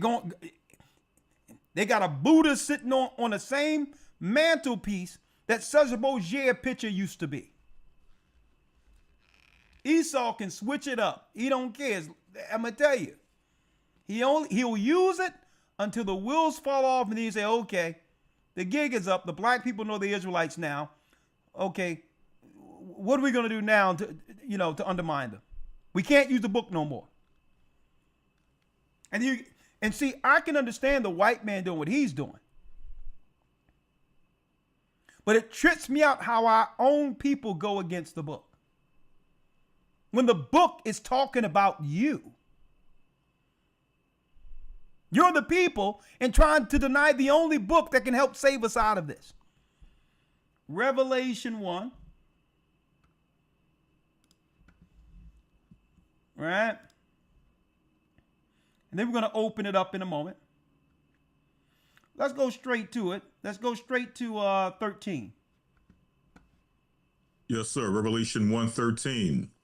And in the midst of the seven candlesticks, one like the Son of Man, one like unto the Son of Man, clothed with a garment down to the foot, and girt about the paps with a golden girdle. His head and his hairs were white like wool, as white as snow. As white as snow, so his hair and heads were white and woolly. The other day when we were in South Carolina, Brother Leonard, I said, stand up. There it is right there. You know, he got dark skin, his white, his hair is white, his beard is white, his mustache is white. That's how Christ looked. And his eyes what? His eyes were as a flame of fire. 15. And his feet like unto fine brass, as if they burnt in a furnace. And his voice as the sound of many waters. And his feet like unto fine brass, as if they burned in a furnace. You burn anything in a furnace, folks, what color is going to come out?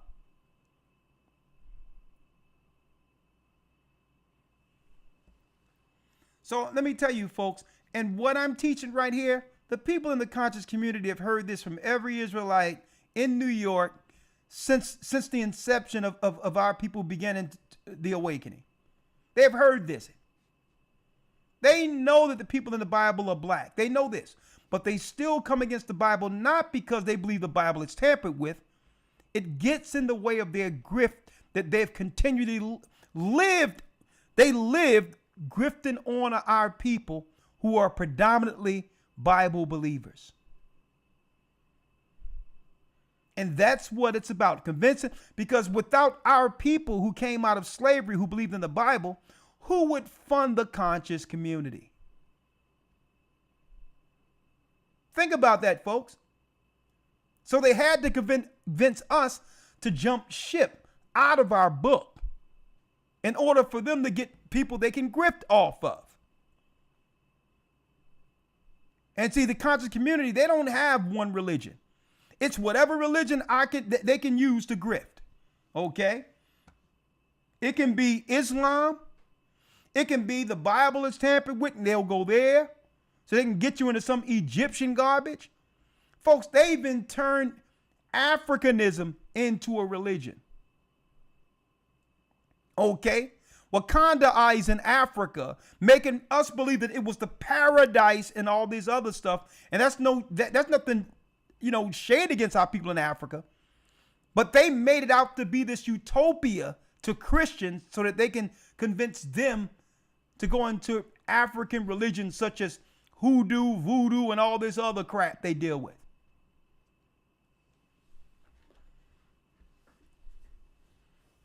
Okay.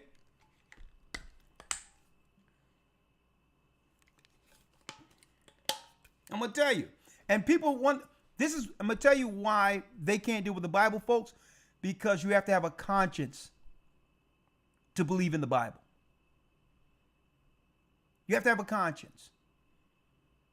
conscience towards some level of goodwill. But they know they're grifters. See? And you can't hold them to something because what? What book can you say, well, hold up. God said according to this precept, you weren't supposed to do this. Right? They'll look right. We don't believe in no Bible. They'll look right at you. You can't hold them to task on anything because what? There is no foundation spiritually to hold them to anything. They can come out since 2010 and say, listen, I'm going to set up a school for boys. I'm looking at this college. I'm looking at that college. But guess what? Send me that money. And then it'd be 2026, 16 years later. But you know why they can do that? Because there's no book, no rule to hold them to their thievery. See, if they were following the Bible, you can at least say, well, didn't the Bible say thou shalt not steal? And there's also rules in the Bible, if you steal from a person, how to repay it. The proper way to repay, the civil way of repaying someone you stole from is in the Bible. But if you tell people, well, the Bible's tampered with, that's a white man's book. So it's a white man's book. You can't hold me to those rules. But send me some money and the school going to open in 2045, right? The Marcus Garvey, Michael Jackson School for Boys with glitter socks on. See?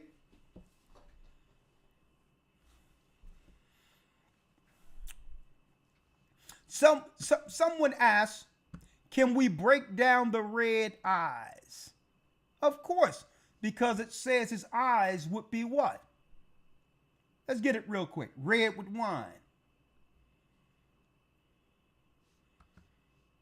Yes, sir. Genesis 49. Genesis 49. Can we break down the red eyes? Well, they called Christ a wine bibber. They was trying to mock him because Christ, he liked wine. Genesis 49. Let's read it. Yes, sir. Genesis 49 and 10. Let's read it. The scepter shall not depart from Judah, nor a lawgiver from between his feet, until Shiloh come. And unto him shall the gathering of the people be. Read. Binding his foal unto the vine, and his donkey's coat unto the choice vine, he washed his garments in wine, and his clothes in the blood of grapes. It's speaking of Christ. Read. His eyes shall be red with wine. Shall be what? His eyes shall be red with wine. That's right. That's the burning flame or the red flame of eyes you see in the book of Revelation. Like the whites of his eyes were red, bloodshot red. His eyes shall be red with wine, read. And his teeth white with milk. And that's how your teeth become white. Milk. Raw milk makes your teeth white, not fluoride. Fluoride is a neurotoxin. It's a poison. It makes you slow. It slows your brain down. Fluoride is a poison, okay? You're supposed to be using milk to make your teeth white, not fluoride, okay? His eyes shall be red with wine and his teeth white with milk. That's a prophecy of Christ's eyes of flaming fire. Right there, okay? You got that? You got that. And this is what's deep about this, Elder. I was trying to stay away from doing the school. I didn't want to deal with the liability because, you know, when you're dealing with people's children, people, like even me, anyone can take that personal when it comes to their children. Right? So, right. I didn't even want to deal with the school because there's so many nuances and things that can go wrong and somebody blame it on the child. And now the church have to suffer indirectly when we were a church? Why did we go into something that could allow someone to be offended with how their children are being handled if someone claimed that something went wrong or whatever? So initially, I didn't even want to deal with the school, but through what they're doing in the school, the indoctrination and turning our children with septum rings and LGBTQ and sex education, and they're not teaching true history anymore. They've destroyed the schools. Right? The schools have become a campground to do what? To indoctrinate and to get more people to follow the demo nuts that they call the Democrats. It's a breeding ground for nut jobs.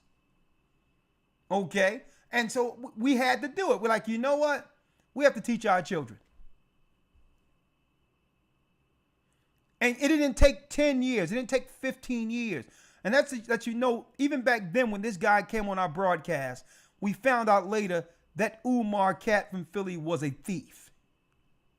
Talking about he got a school. No, you got some buildings. That's not no school. And we're living in a time right now, out of nowhere, through the kindness of people's heart who donated to the I Am Royal Academy. Folks, we just did a graduation for our children. It didn't take no millions of dollars. It didn't take no years.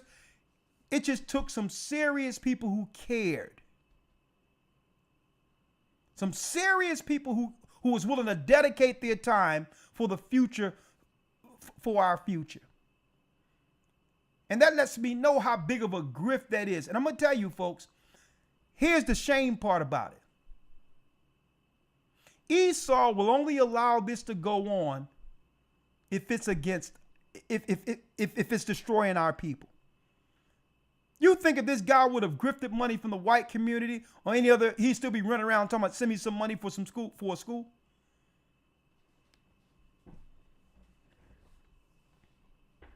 And now that I see finally how a school is ran, and I thank the volunteers, I thank all these people who behind I Am Royal Academy, there's no way this guy should go another day and get away with it. If we were able to do this within a few months and have a graduation, we did a whole, I'm talking about from grades 1 through 12. And since COVID, everything moved online anyway, where the parents can take their own children to take their SATs.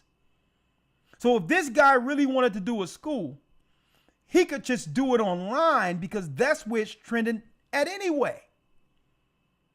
But he need a building because a building is the grift.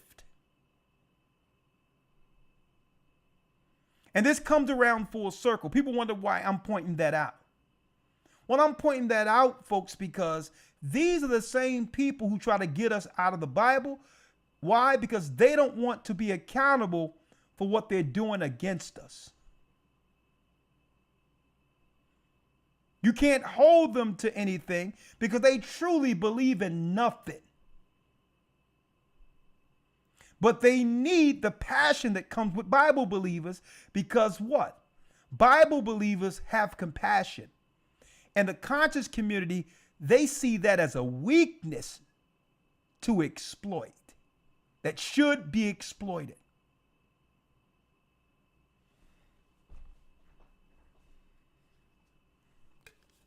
Let me tell you, folks, and I'm going to tell you, this is why a lot of nations don't respect us. Well, we'll let a guy run roughshod in our community throughout the earth and steal from us, and nothing happens. A person should know, hey, if I do this, and this, there's consequences for that from those same people.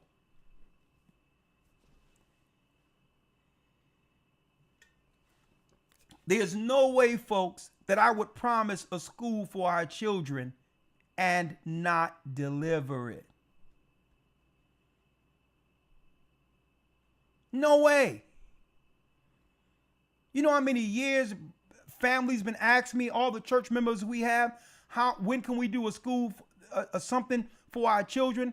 And folks, we shied away from it, not wanting to deal with any liabilities or nothing, but we had to.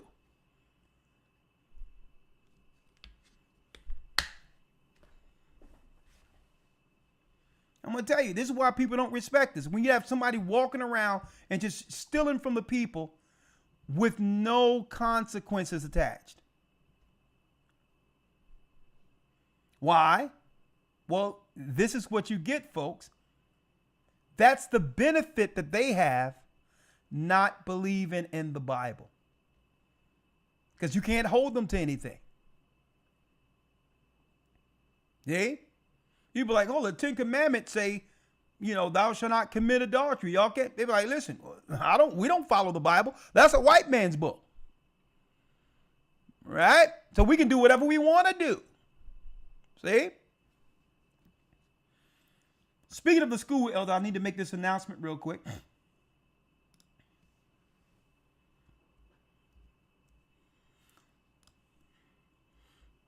We're talking about a real school, actually.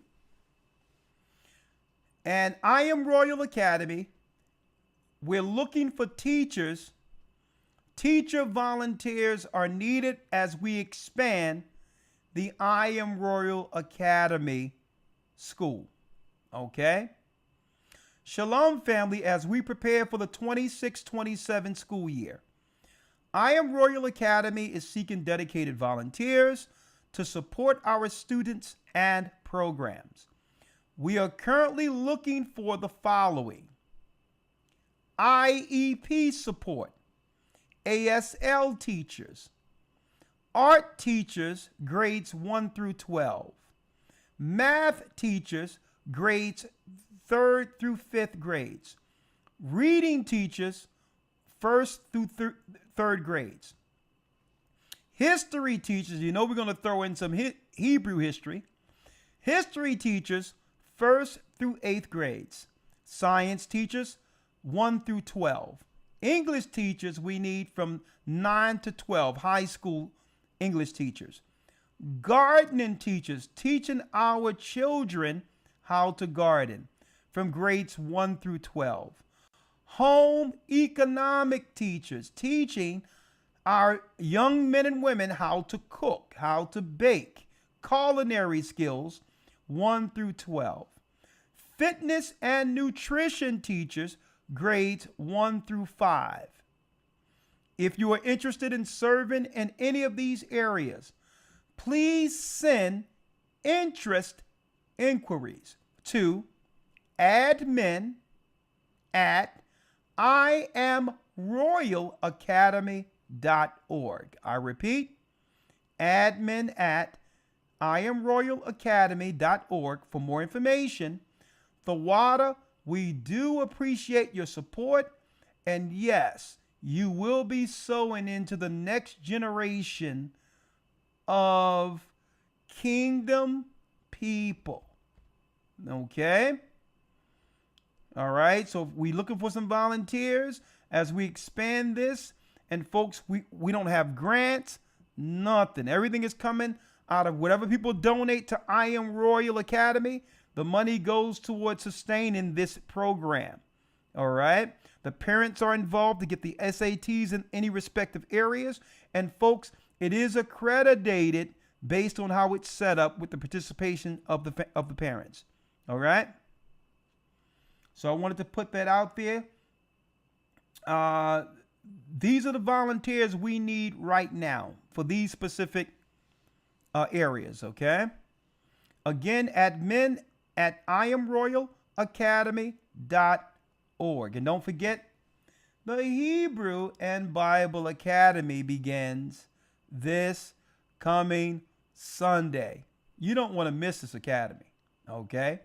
Go to historytimes.org to enroll. Okay. A Patricia, do me a favor, because I don't have the administration roles of all the emails. There's a separate department for that, Patricia. But if you want to volunteer, you're right, please, Patricia, send an email to admin@IamRoyalAcademy.org so that those who are in charge of this particular email can respond back to you. Okay. Right. I wear about a billion hats. Right. Okay. Someone says I have questions. Well, before it's over, I'm going to go to a commercial break and turn it over to Elder Lawyer and see if anything he would have to say on why the conscious community continue to lie, claiming that the book is a white man's book when it's clear it's not. Okay. All right. So we'll be right back and we'll answer any questions you might have straight to the point. We'll be back in 1 minute and 20 seconds. The Bible. Is it hard to understand? When it comes to reading the Bible, the first thing that comes to mind is the fact that this is the Word of God. The seals have been broken and the truth is here. And when we go throughout the scriptures, when we go throughout extra biblical records, we find that the language that God employed, that He used to create the heavens and the earth, was the Hebrew language. Christ said, I came for the lost sheep of the house of Israel.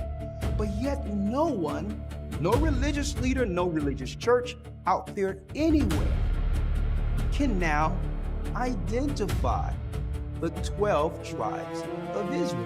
Can we? God is quite simple, but it seems as if man makes understanding him hard. What are those mysteries? The truth of your book and the truth will make you free. The Hebrew and Bible Academy, you're invited.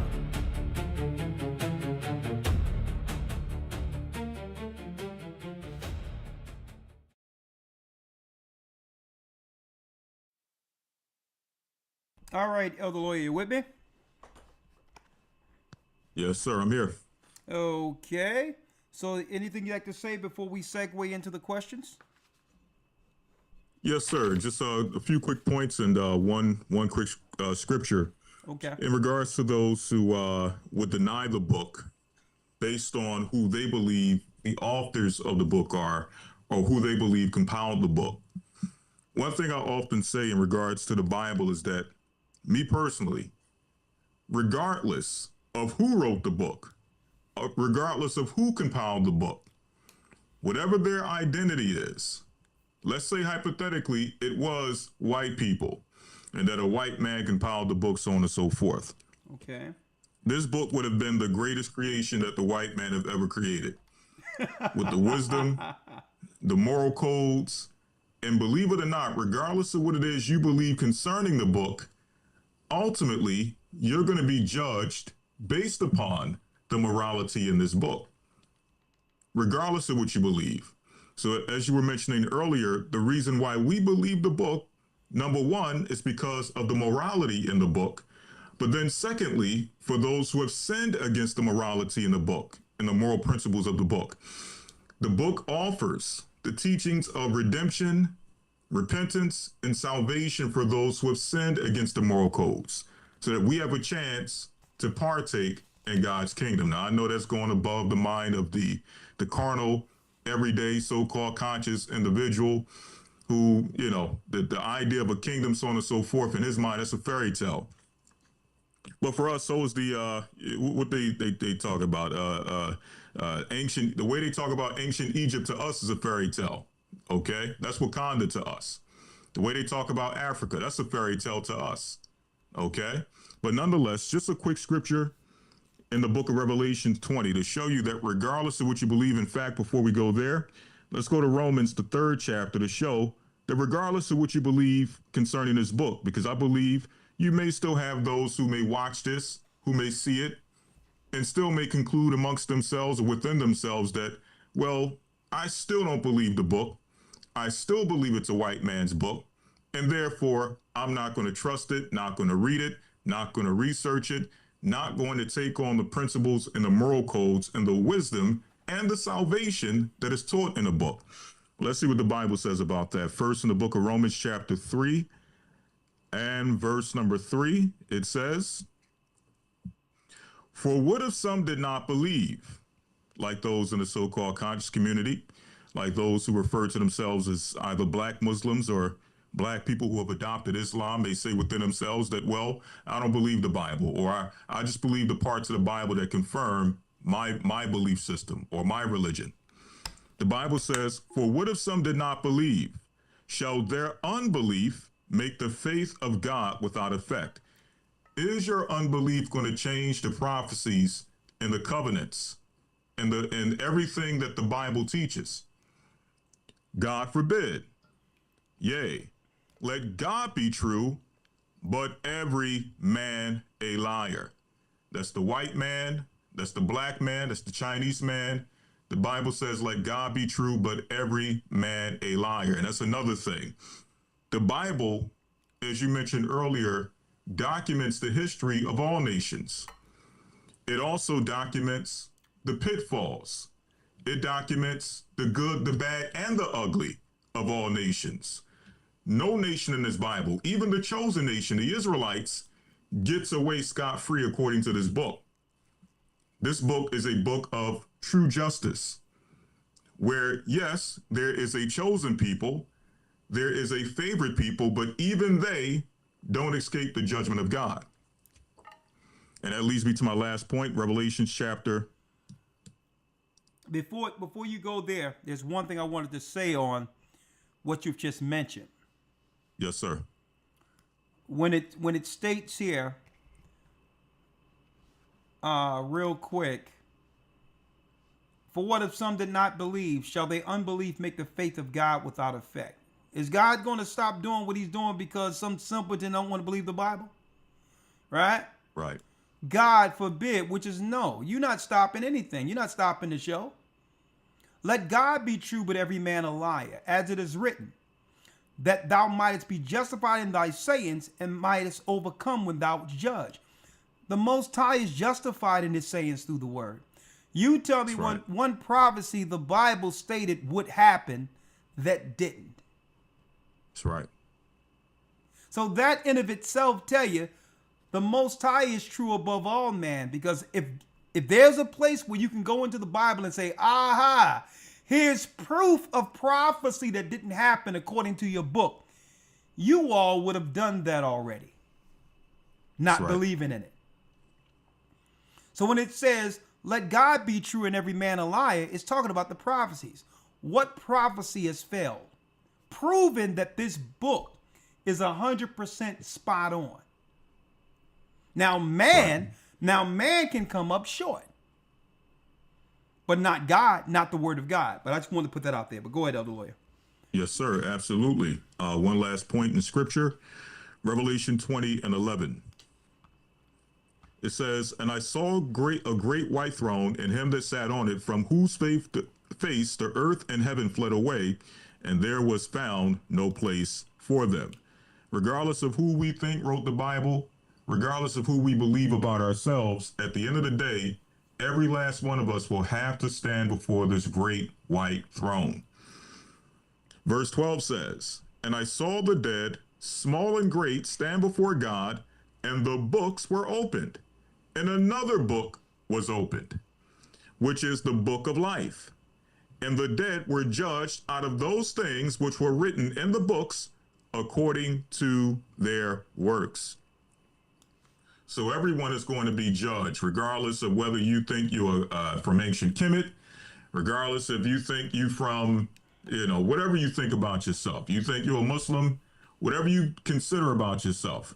If you deal with the Orishas, if you believe in voodoo, hoodoo, if you believe in ancient Kemet religion, regardless of what you believe, you will be judged according to the same book that you deny.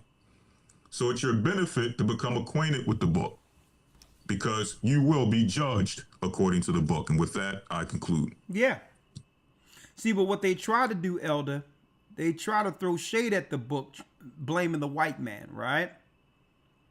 Man, Right. look at the white man, all the bad things he did, and you're trying to do what? You're trying to tie the negative he's done with the book, knowing that what? You wouldn't follow the book even if it wasn't tied to the white man. The book, Exactly. you're really against the book because it condemns your actions, what you're doing in life that you know is wrong according to the Bible. That's right. So what they try to do is they use these straw man arguments using the white man, knowing their real issue is not the white man. Their real issue is they know that if they were to follow the book, they would have to change how they're operating in the earth, how they're interacting with us. There would be no polites running around scamming, putting on a hard hat, talking about, look at this construction that I'm working on, and I'm doing big things after borrowing a hard hat. Let's go scam a few dollars. Right. Right? Talking about, yeah, man, these houses, we building houses. We building houses out of crates now, out of iron hall crates now. And the guy came on the next day saying, man, listen, I'm not doing nothing with this guy. He came through my spot and put on a hard hat.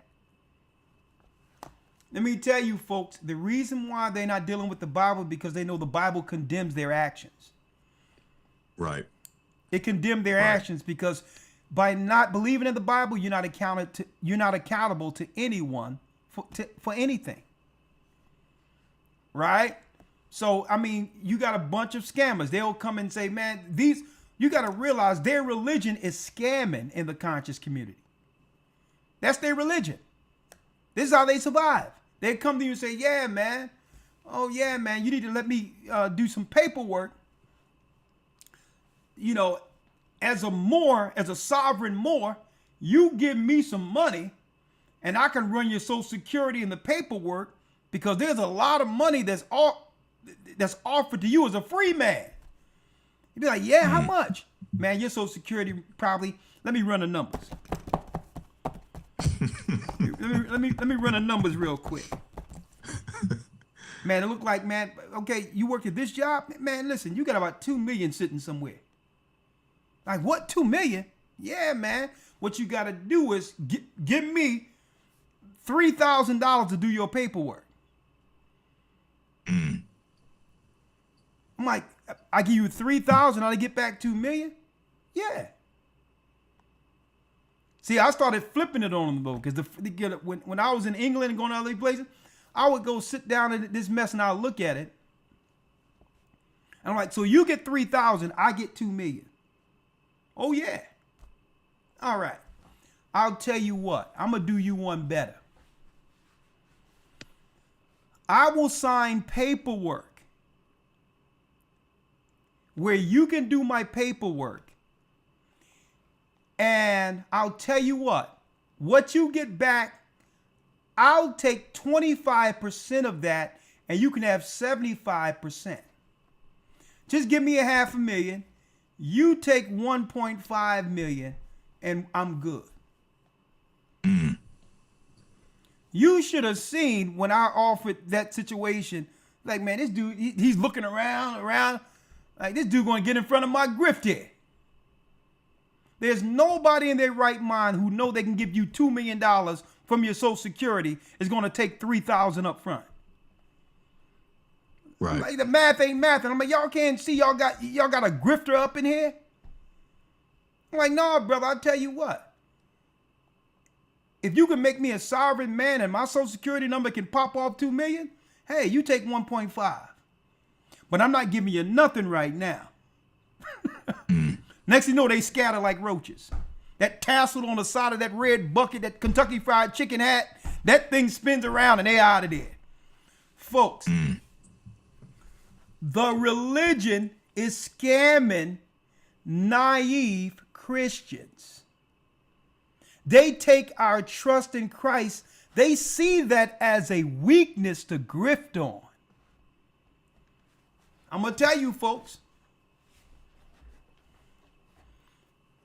All of them, man. Talking about one dude came in my class years ago when I was, we was teaching in Winfield. This guy come in, this guy come to my class and we had a little class elder. And he's looking at me talking about, yeah, man, gods and earth. I'm like, okay, cool. I mean, who? I'm like, whose guy is this? He says, yeah, we gods. We gods. I'm like, okay, you guys. I'm like, listen, bro, this ain't that type of class. You get your pen and pad. I'm going up in his Bible. You follow these precepts. And the whole time he got the Bible in front of him. He ain't going. He's just looking at me, staring at me. I'm like, whose guy is this? Right? And then he talking about he's God, right? We break down the class like 9:30. And here it is, God is rummaging for bus tokens to get on the bus. Wow. I'm like, he talking about, man, where my tokens at? I'm like, God need tokens? And Wow. he was a light-skinned dude. His nose turned real red when I said that. Real light-skinned. You can see it looking at me, staring at me. I'm like, brother, you gotta need tokens? I'm like, brother, you gotta snap out of this, man. He's sitting there with a black and mild rolled up in his ear talking about he's God. My Lord, man, listen. The conscious community is a joke. All of it is a joke. Our greatest opposition while trying to teach our people are these scammers. Now, they're looking into it because they're trying to see how can they use what we do and add it to their grift. That's what they do.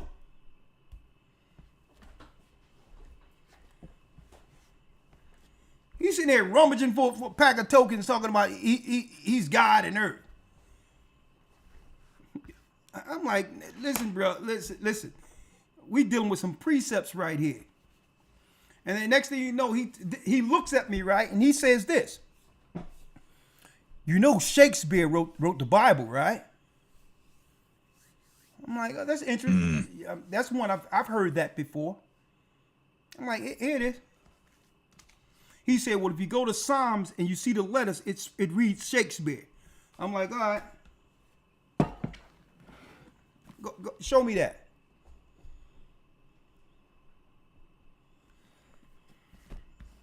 Show me that. And what they bank on, folks, they bank on Christians who haven't read the Bible, where they can say anything and a Christian will just give up all hope on the only book that can help us. All right, 445-888-2759. I have a question. Someone has a question. Let me call them in. Let me call them in. They lie on King James. Talking about King James was a homosexual white man. Liar. They lie on the Bible talking about Shakespeare. Then another one. You know the Marcion family is the one behind Christianity. Another lie.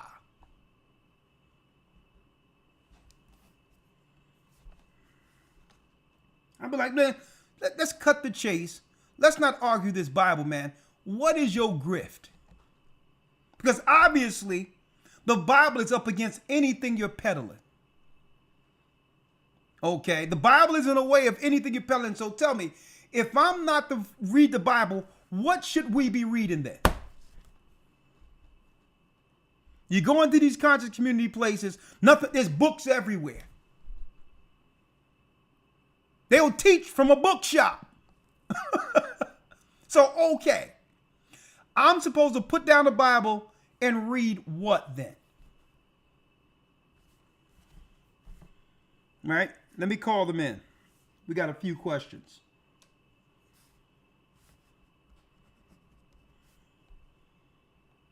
One, 4, 8.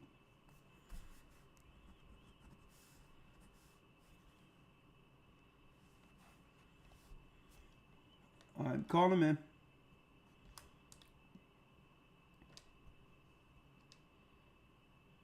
Three, 2, 3. 1,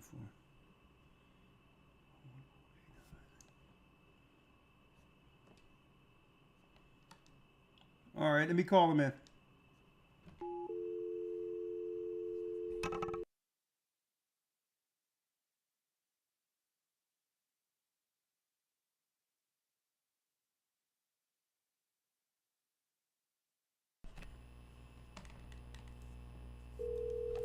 If you text the number 445-888 445-888-2759. The number is right here on your screen at the bottom here. If you text me, I'll call you back if you have a question. 323, I'm calling you. 323. Okay, 323, I tried. You had a question. I tried to call you. Let me get to the next person. If you don't pick up, I'm going to the next call.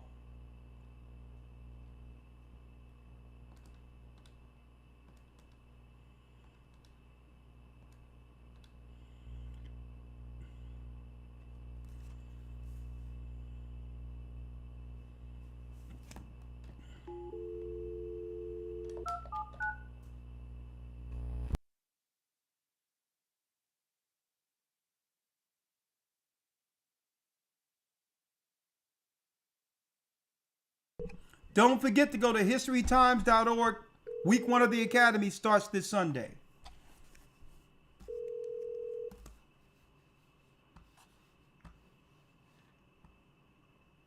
Hello. 279 area code. Is your question on this particular topic? No, sir. Okay, well, let me call you after the broadcast, okay? Yes, sir. Thank you so much. Thank you. Bless you. Bye. 478 area code. Brother Carr. Blessings. Is your question on this particular topic? Oh, I just wanna thank you for the lesson. Do me a favor. Turn off the broadcast in the background so I can hear you clearly. Turn it off. Hello? Yes. Yes. Just want to thank you for the lesson. Cover a lot of things that I was pondering inside my head. I spoke to you several times. Okay, so what was you pondering inside of your head that had you thank me for the lesson? Like when you talk about I was talking to a friend where I just moved into, and he's Jewish, and he was telling me he never spoke to somebody who know the truth like how I know it, because we even talk about, when you talk about the Maccabees of the 4th century, Yeah. and he was telling me about where's the white, when they wanted to take over, he even was admitting to it, and he was saying that, how do I know all of this stuff? And when I told him, I said, is this church I follow called GOCC? He said he never heard of it. So I let him listen to the 12 tribes. That's what one of the lessons that I listened to, what got me drawn into. And he was like, well, to tell you the truth, you're one of a kind, because I've been working here for 5 years, and I see hundreds of thousands of people, and I never met a brother who I could actually speak to on a level with no argument, no animosity or anything like that. I just want to thank you for opening my eyes on a lot of things that most of the times I used to fight when people used to call me the N-word, but I uploaded when you talk about Acts chapter 13, verse 1 and 3, when it said what the actually Christians was doing. But now I see my brothers nowadays, they just start waking up. But back in the day, we was executing the law.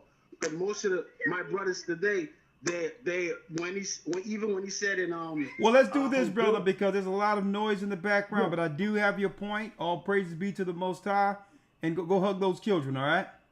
Yes. And you I don't know if you remember me. My name is Glenn. You said you was gonna call me back, but I know you're busy, so I'm just reminding you that I'm still here. I'll call you. I'll call you, Glenn. All right. Thank you, sir. You're welcome. All praises be to the Most High. He's teaching this Jewish guy some knowledge. That's good. Because Praise the Most High. Yeah, praise the Most High. Because hey, in order for them to lie to us, they have to lie to their own people. And this is why I don't want to run around with an axe to grind against every person, who doesn't look like me. I mean, they've been lied to also. So I'm like, am I supposed to run around with an axe to grind on every, if a white guy got a yarmulke on, or no? They've been lied to also. So you got to be all things to all men to gain a few. Okay. I mean, who not gonna receive the fact of your father and mother tell you you're the chosen people? Who gonna deny that information? Right? They ate that up. All right. Question about lesson. What'd you say, Elder? Yeah, I'm gonna step away for just one quick second. All right. I'm gonna put it on the main screen then, and call this number in. 909 has an actual question on the lesson. All praises. Let me call you in. 909.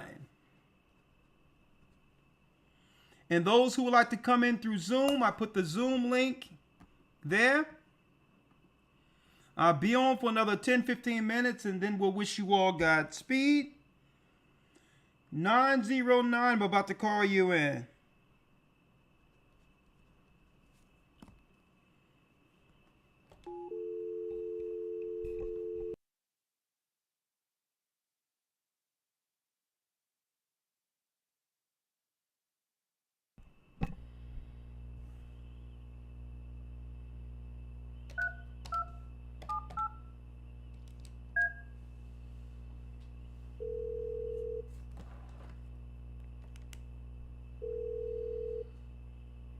(909) area code. Hello? Blessings. You said you had a question on the lesson tonight? Yes, I want to make a statement about the about what the conscious community says about the white man's book. Yeah. The rebuttal I always give them, because they like to say that they'll tell you that it's the white man's book. You love the white man so much, and my simple rebuttal is, I say, sir, I think you like them more than I do. I said, the only thing he had to do was hold the book up and say it was his book, and you didn't even take the time out to read it. That's how much you love him. The only thing he had to do was tell you something. You didn't even want to research it. Just assume that it was his book, and you didn't even research it. Oh, yeah, that's a good retort. Like, listen, tell me you love the white man for reading the Bible. No, you love the white man for believing that he was the writer of the Bible. You love him more than we do, right? Yeah.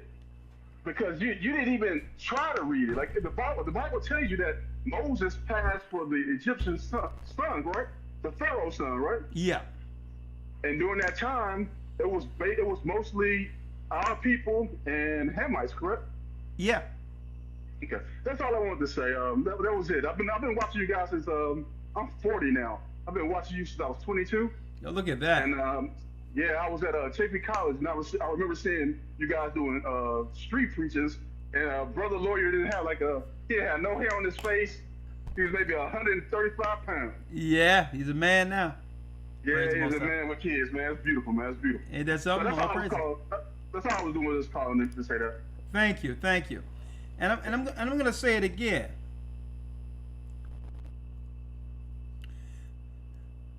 They know it's not a white man's book. I'm going to tell you that right now. They know it's not a white man's book. Because the conscious community argue all the time with white people and say that the original people of the Bible were black. Okay, the reality is they don't want to be held to the rules within the book. That's really what it comes down to. I'll tell you what. If that was a Christian man, I'm going to use Umar as an example. If a Christian man who owned a church promised a school and got millions of dollars from the community, how long you think he would have been able to keep that grift going? No, you can't do that. You're under a nonprofit, you have a church, and people believe in your bishopric. See? So that conscious community can get away with certain things that others can't. Right? Because he promised a school. That's all he have to do. Okay. All right? When is it coming? It's coming someday. You can see. Listen, I got running water. Okay, what's the curriculum? Where's the staff? Okay. Did you roll out the programs for a daily basis, for the daily basis? All right, so the new grift is going to be, you know, the white man didn't pass my inspection. That's going to be the next one. Or it's a bunch of Negroes who undermine and knowing what I'm trying to do for the black boys.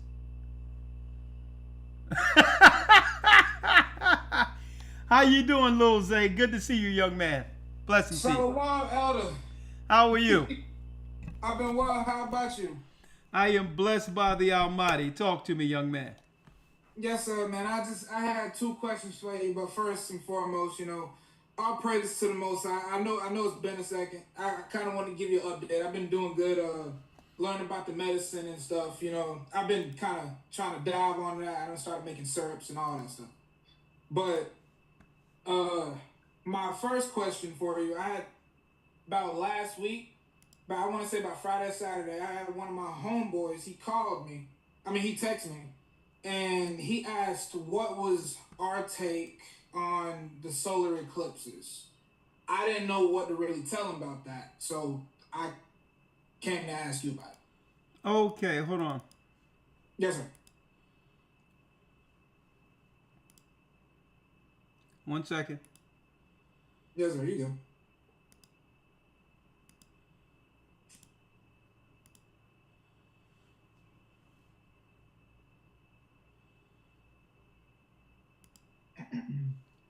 Hold on, I'm trying to do something here. Zoom.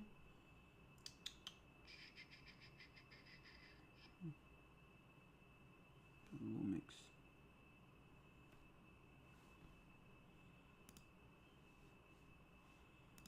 Hold on.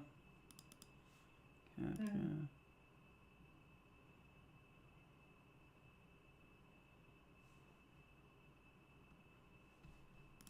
Hold on. Pretty neat how you have set up. Yes, sir.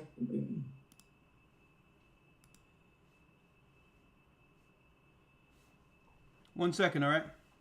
Yes, sir. I'm going to video capture. Hold on, I got to do it a video capture. Hold on. Okay.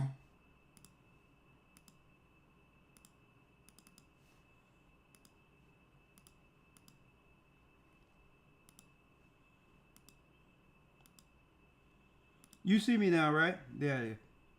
Yes, sir. I've been able to see you. Okay, good. I'm going to bring you in so they can see you also.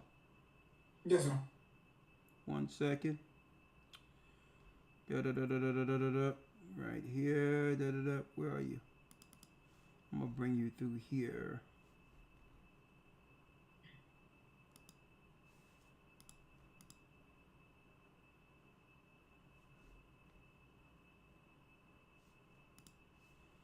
All right, well, I'm trying to bring you in so they can see you, okay? Yes, sir. All right, got that. No, sir. You can see the. I'm good. Okay. Hold on. The light changes. You can turn it on, but. All right, get that out of the way. There you go.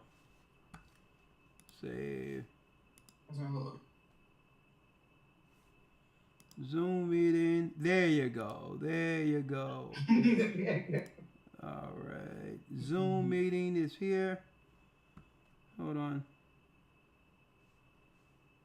It's a good account. It's got that. Zoom. Nice. Oh, there you go. Yes, sir. All right. When it comes to solar eclipses, they're just what you would call markers in time. That's all it is. You got 364 days, and then you have jubilees, which breaks down to sevens, and sometimes you have a jubilee of 70s, where you have 100, you have 70, and you have sevens, or a countdown of sevens. When it comes to the eclipse, it's marking a time based on jubilees, whether it be every 70 years, every 50 years, and things of that nature. It's a marking of time. It's no different than when you have two hands, right? You have the hand that shows the hour, and the one that sweeps around, and then they'll meet at midnight, and then they'll meet at the bottom. All that comes from the original sundial, where when time meets together, marking a cycle down all the way until the Jubilees are done. So when the sun and moon is together, it's just marking a time of Jubilee. Got you. A marker. That's all it is. That's actually what I thought. Based off everything we knew when it came. I remember you were talking about. I think around New Year's when everything happened, and we were talking about the planetary alignment and all that. I was like, if I use that logic, the solar eclipses would be just a marking of time. That's all it is, a marking of time. That's all it is. And it depends on whether or not you're dealing with from 50, 70, 100, or what the marker is, right? When you that's when I was going into time like it was crazy when I was overseas, because they said in particular, hold on, that they can mark one of the greatest eclipses back during the time of Christ's birth. That marked an eclipse. Another eclipse that they mark is the time where they believe the time that Christ was crucified. So there's a whole study. I need to go back into it because I have it in my books, but it's just a marker of time. That's all it is. God. And my other question, it deals with the studying of the medicine and stuff like that. I ran into it in this book I got here from Amazon. You mean the herbs? Yes, sir. The herbs. Okay, go on. And the marijuana plant came up in there, but I wanted your take on if I should even worry about what to do with that. Is that something I could use in a medicinal way? Is there ways for us to use it without being in violation of, stuff, the laws and stuff in the Bible, or just avoid it entirely? I would avoid it entirely because right now I believe that it's a trap. Gotcha. It's a trap. What do I mean by that? And you had no idea, young man, what I had on my screen. Someone sent me this earlier. It was a story I was going to handle this coming Sunday. But since you brought it up, I'm going to read it. Right? Yes, sir. I'm going to read it for you. A matter of fact, I'll be able to share it on Zoom for you. Yes, sir. Allow.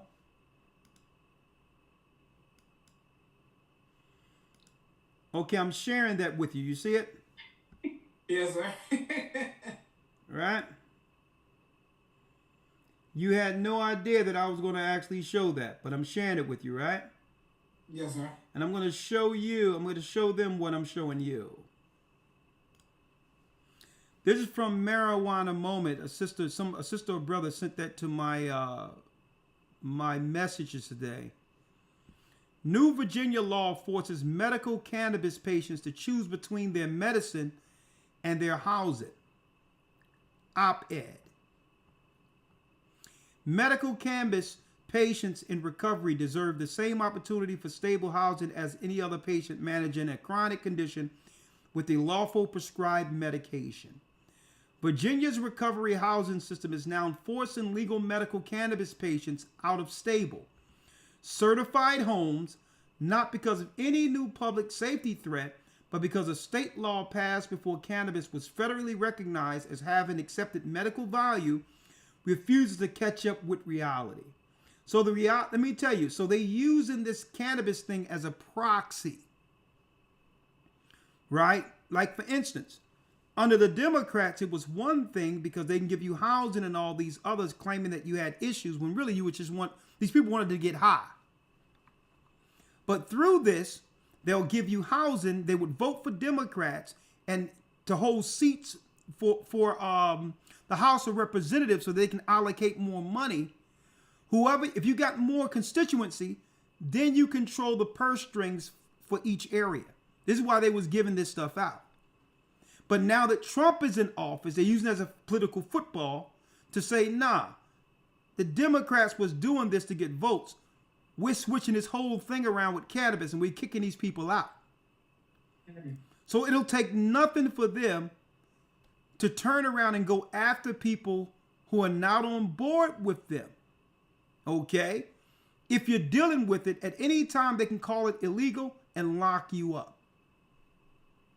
So they use this cannabis thing as a political football to use it against people, right? If you're not for the government, right? And they'll give people the license to do it if they're handpicked by the government. Okay? You're living in the wrong skin.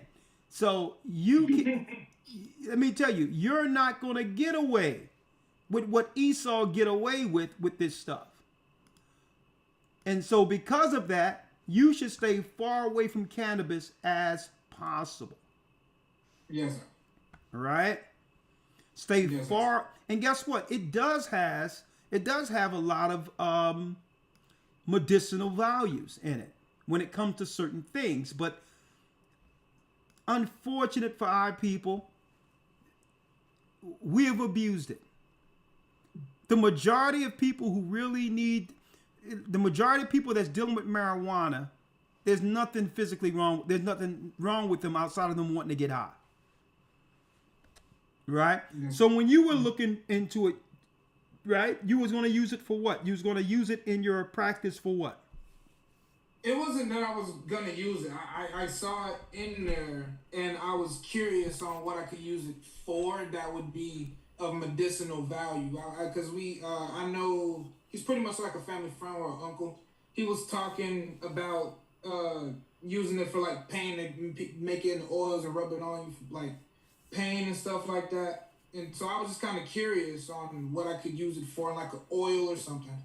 That's kind of okay. Well, yeah. Just look. I mean, if you're part of the herb, you know, if you're part of the herb community, you're learning what it is to utilize the herbs or whatever the case is. Look into it, but understand there's a difference of what it was meant to be utilized for, and how they're at.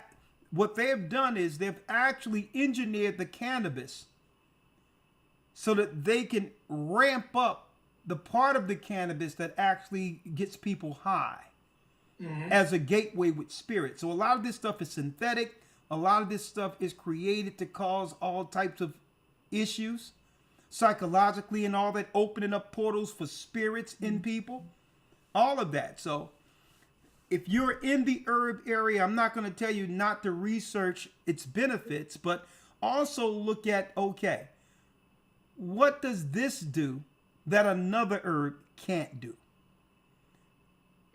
Right? So you should look at it that way. Look at the benefits of it and say, well, okay, is there other herbs that can do the same thing without the drawbacks of cannabis? And choose that, because America have always used marijuana as a political football, mainly against us. The example I can give you is when we were growing up, right? We was growing up, they had these little yellow reefer bags. I'll never forget them. You know, everybody on the block, the family, everybody had their little nickel bags of, my god sister Ann would come from the projects with nickel bags and all that. And I remember her in the room with my brother, Poochie, and they would, you know, put it on the bed and separate the seeds and all that. And then next thing you know, he's growing. He's growing his own marijuana plants, right?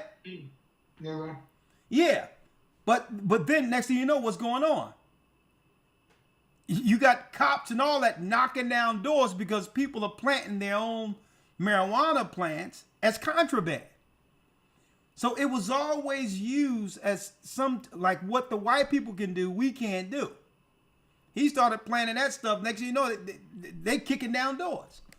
So they can always switch the laws on this and go after whoever they would like.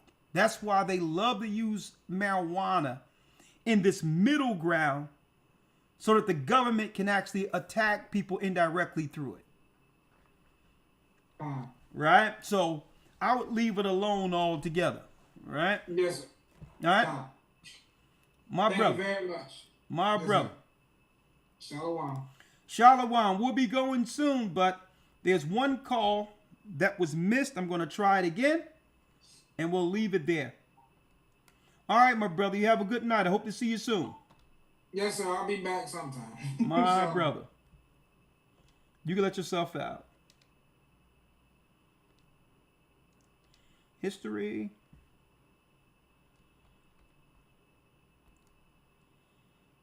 Call. Last call for tonight, this evening.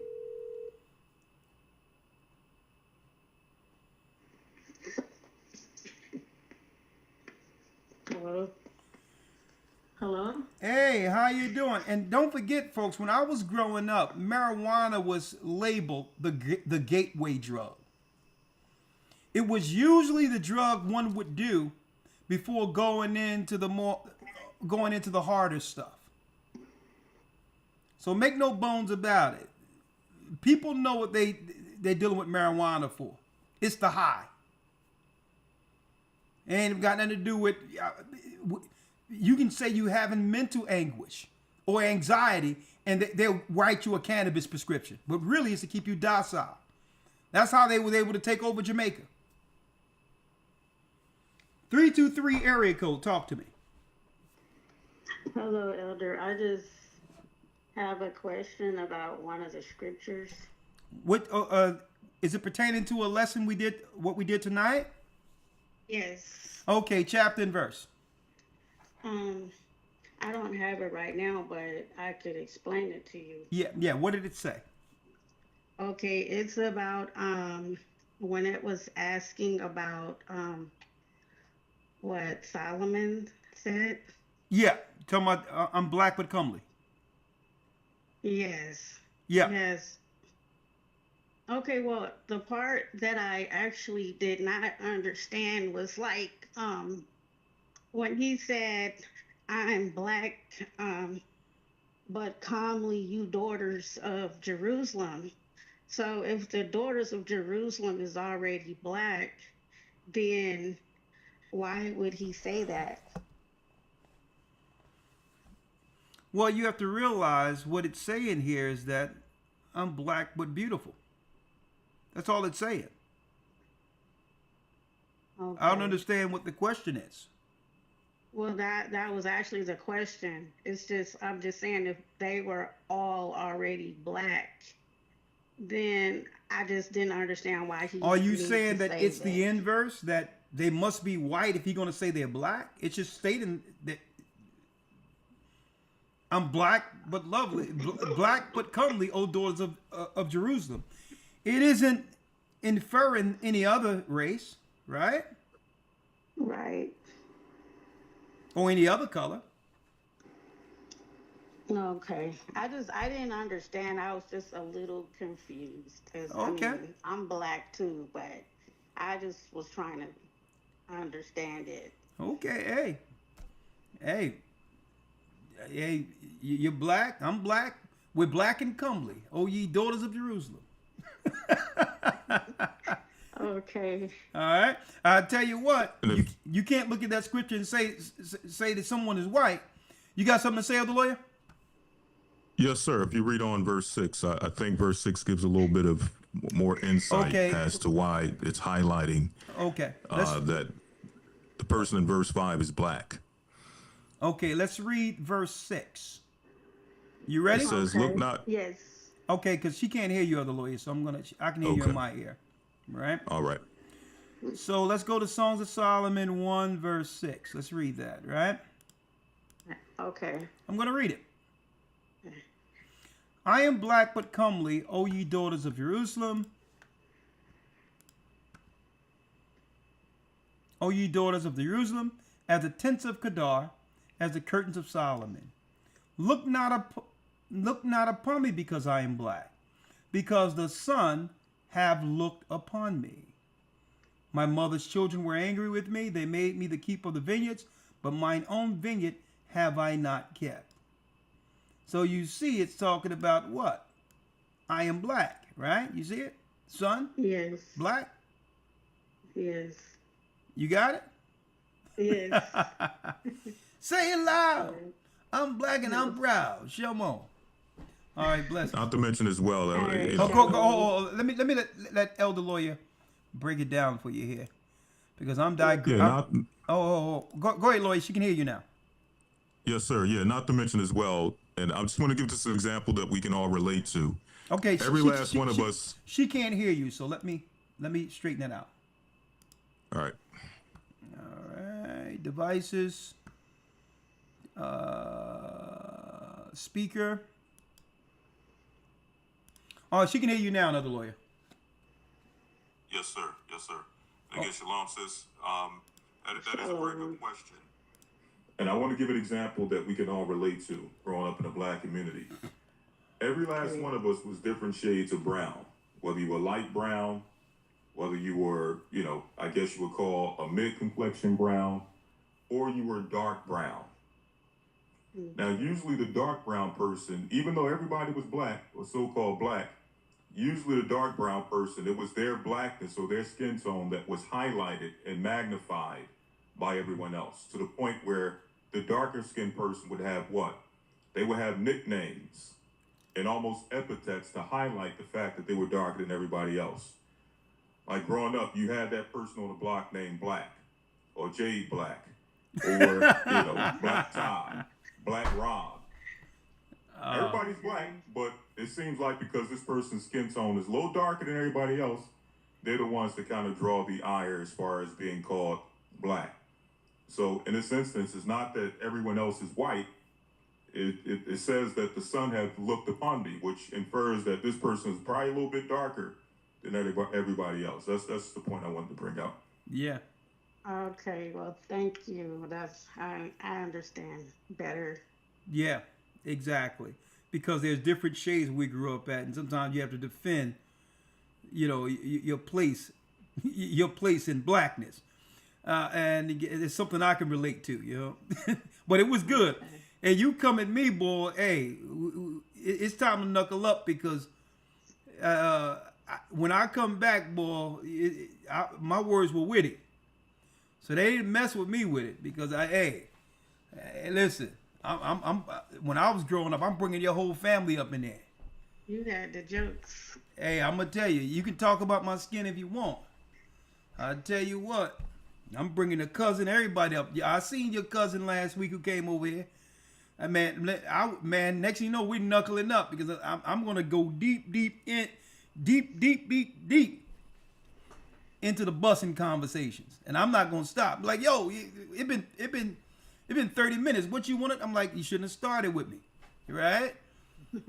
Don't start something you can't finish. Now, hey, I used to go in because I had to, you know. Especially you growing up, you're dark skinned. And back then, sister, I'm gonna tell you, Elder Barge had the game on lock, right? Mm-hmm. Elder Barge came in. I'm like, man, whose sister is that? Ooh, I like it. I'm like, man, that's a dude. You know. So, and then it wasn't until Wesley came that he delivered us. Man, he delivered us all out of darkness. Yeah. You know, so when Wesley came, that changed the game now.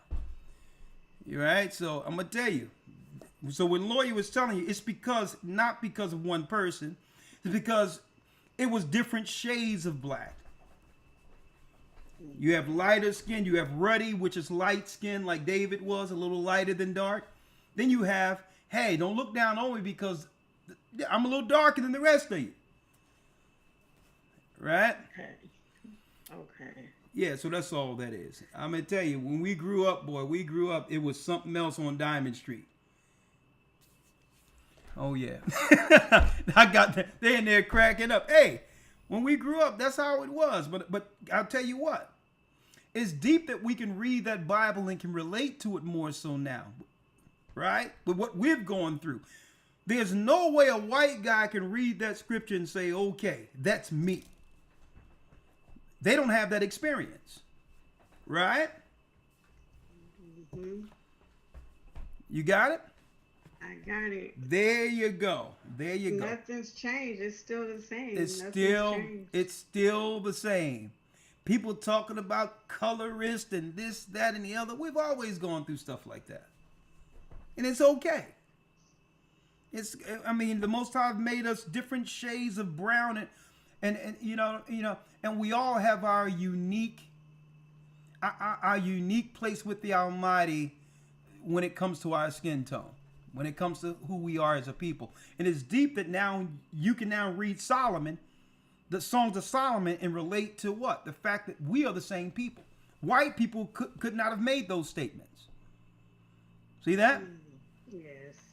So somebody now tell me again, how is the Bible a white man's book? No, it's our book. Okay? And who are we?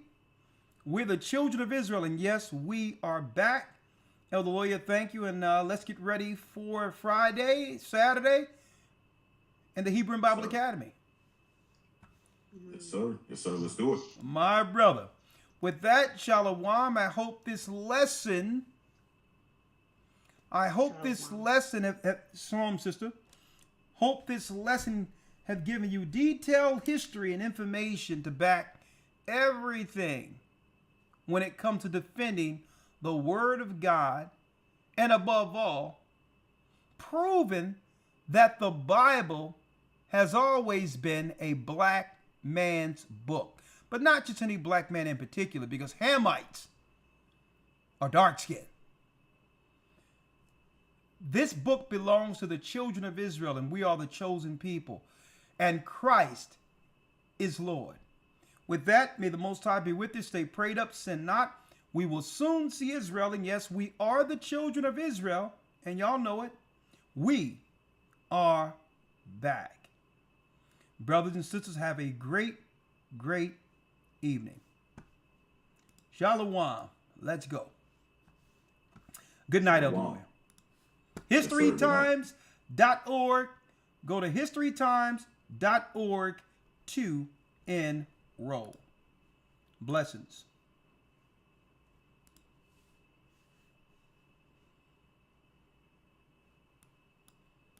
The Arabs and Africans told us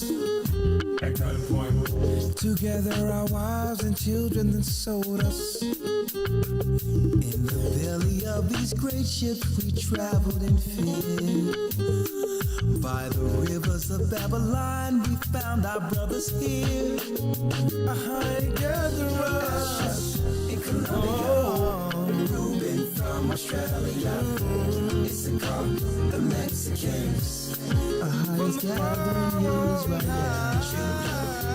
Negroes, Benjamin, the West Indians, Levi, the Haitians. He's gathering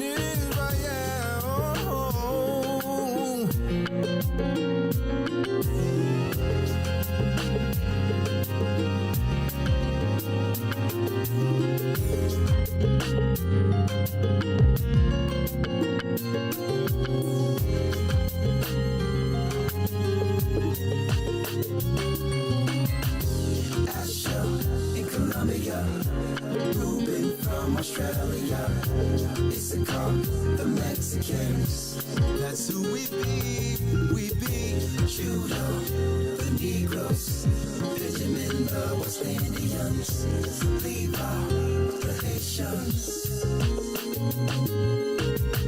Manasseh, the Cubans, Ephraim from Puerto Rico, Naphtali from the Isles of Hawaii.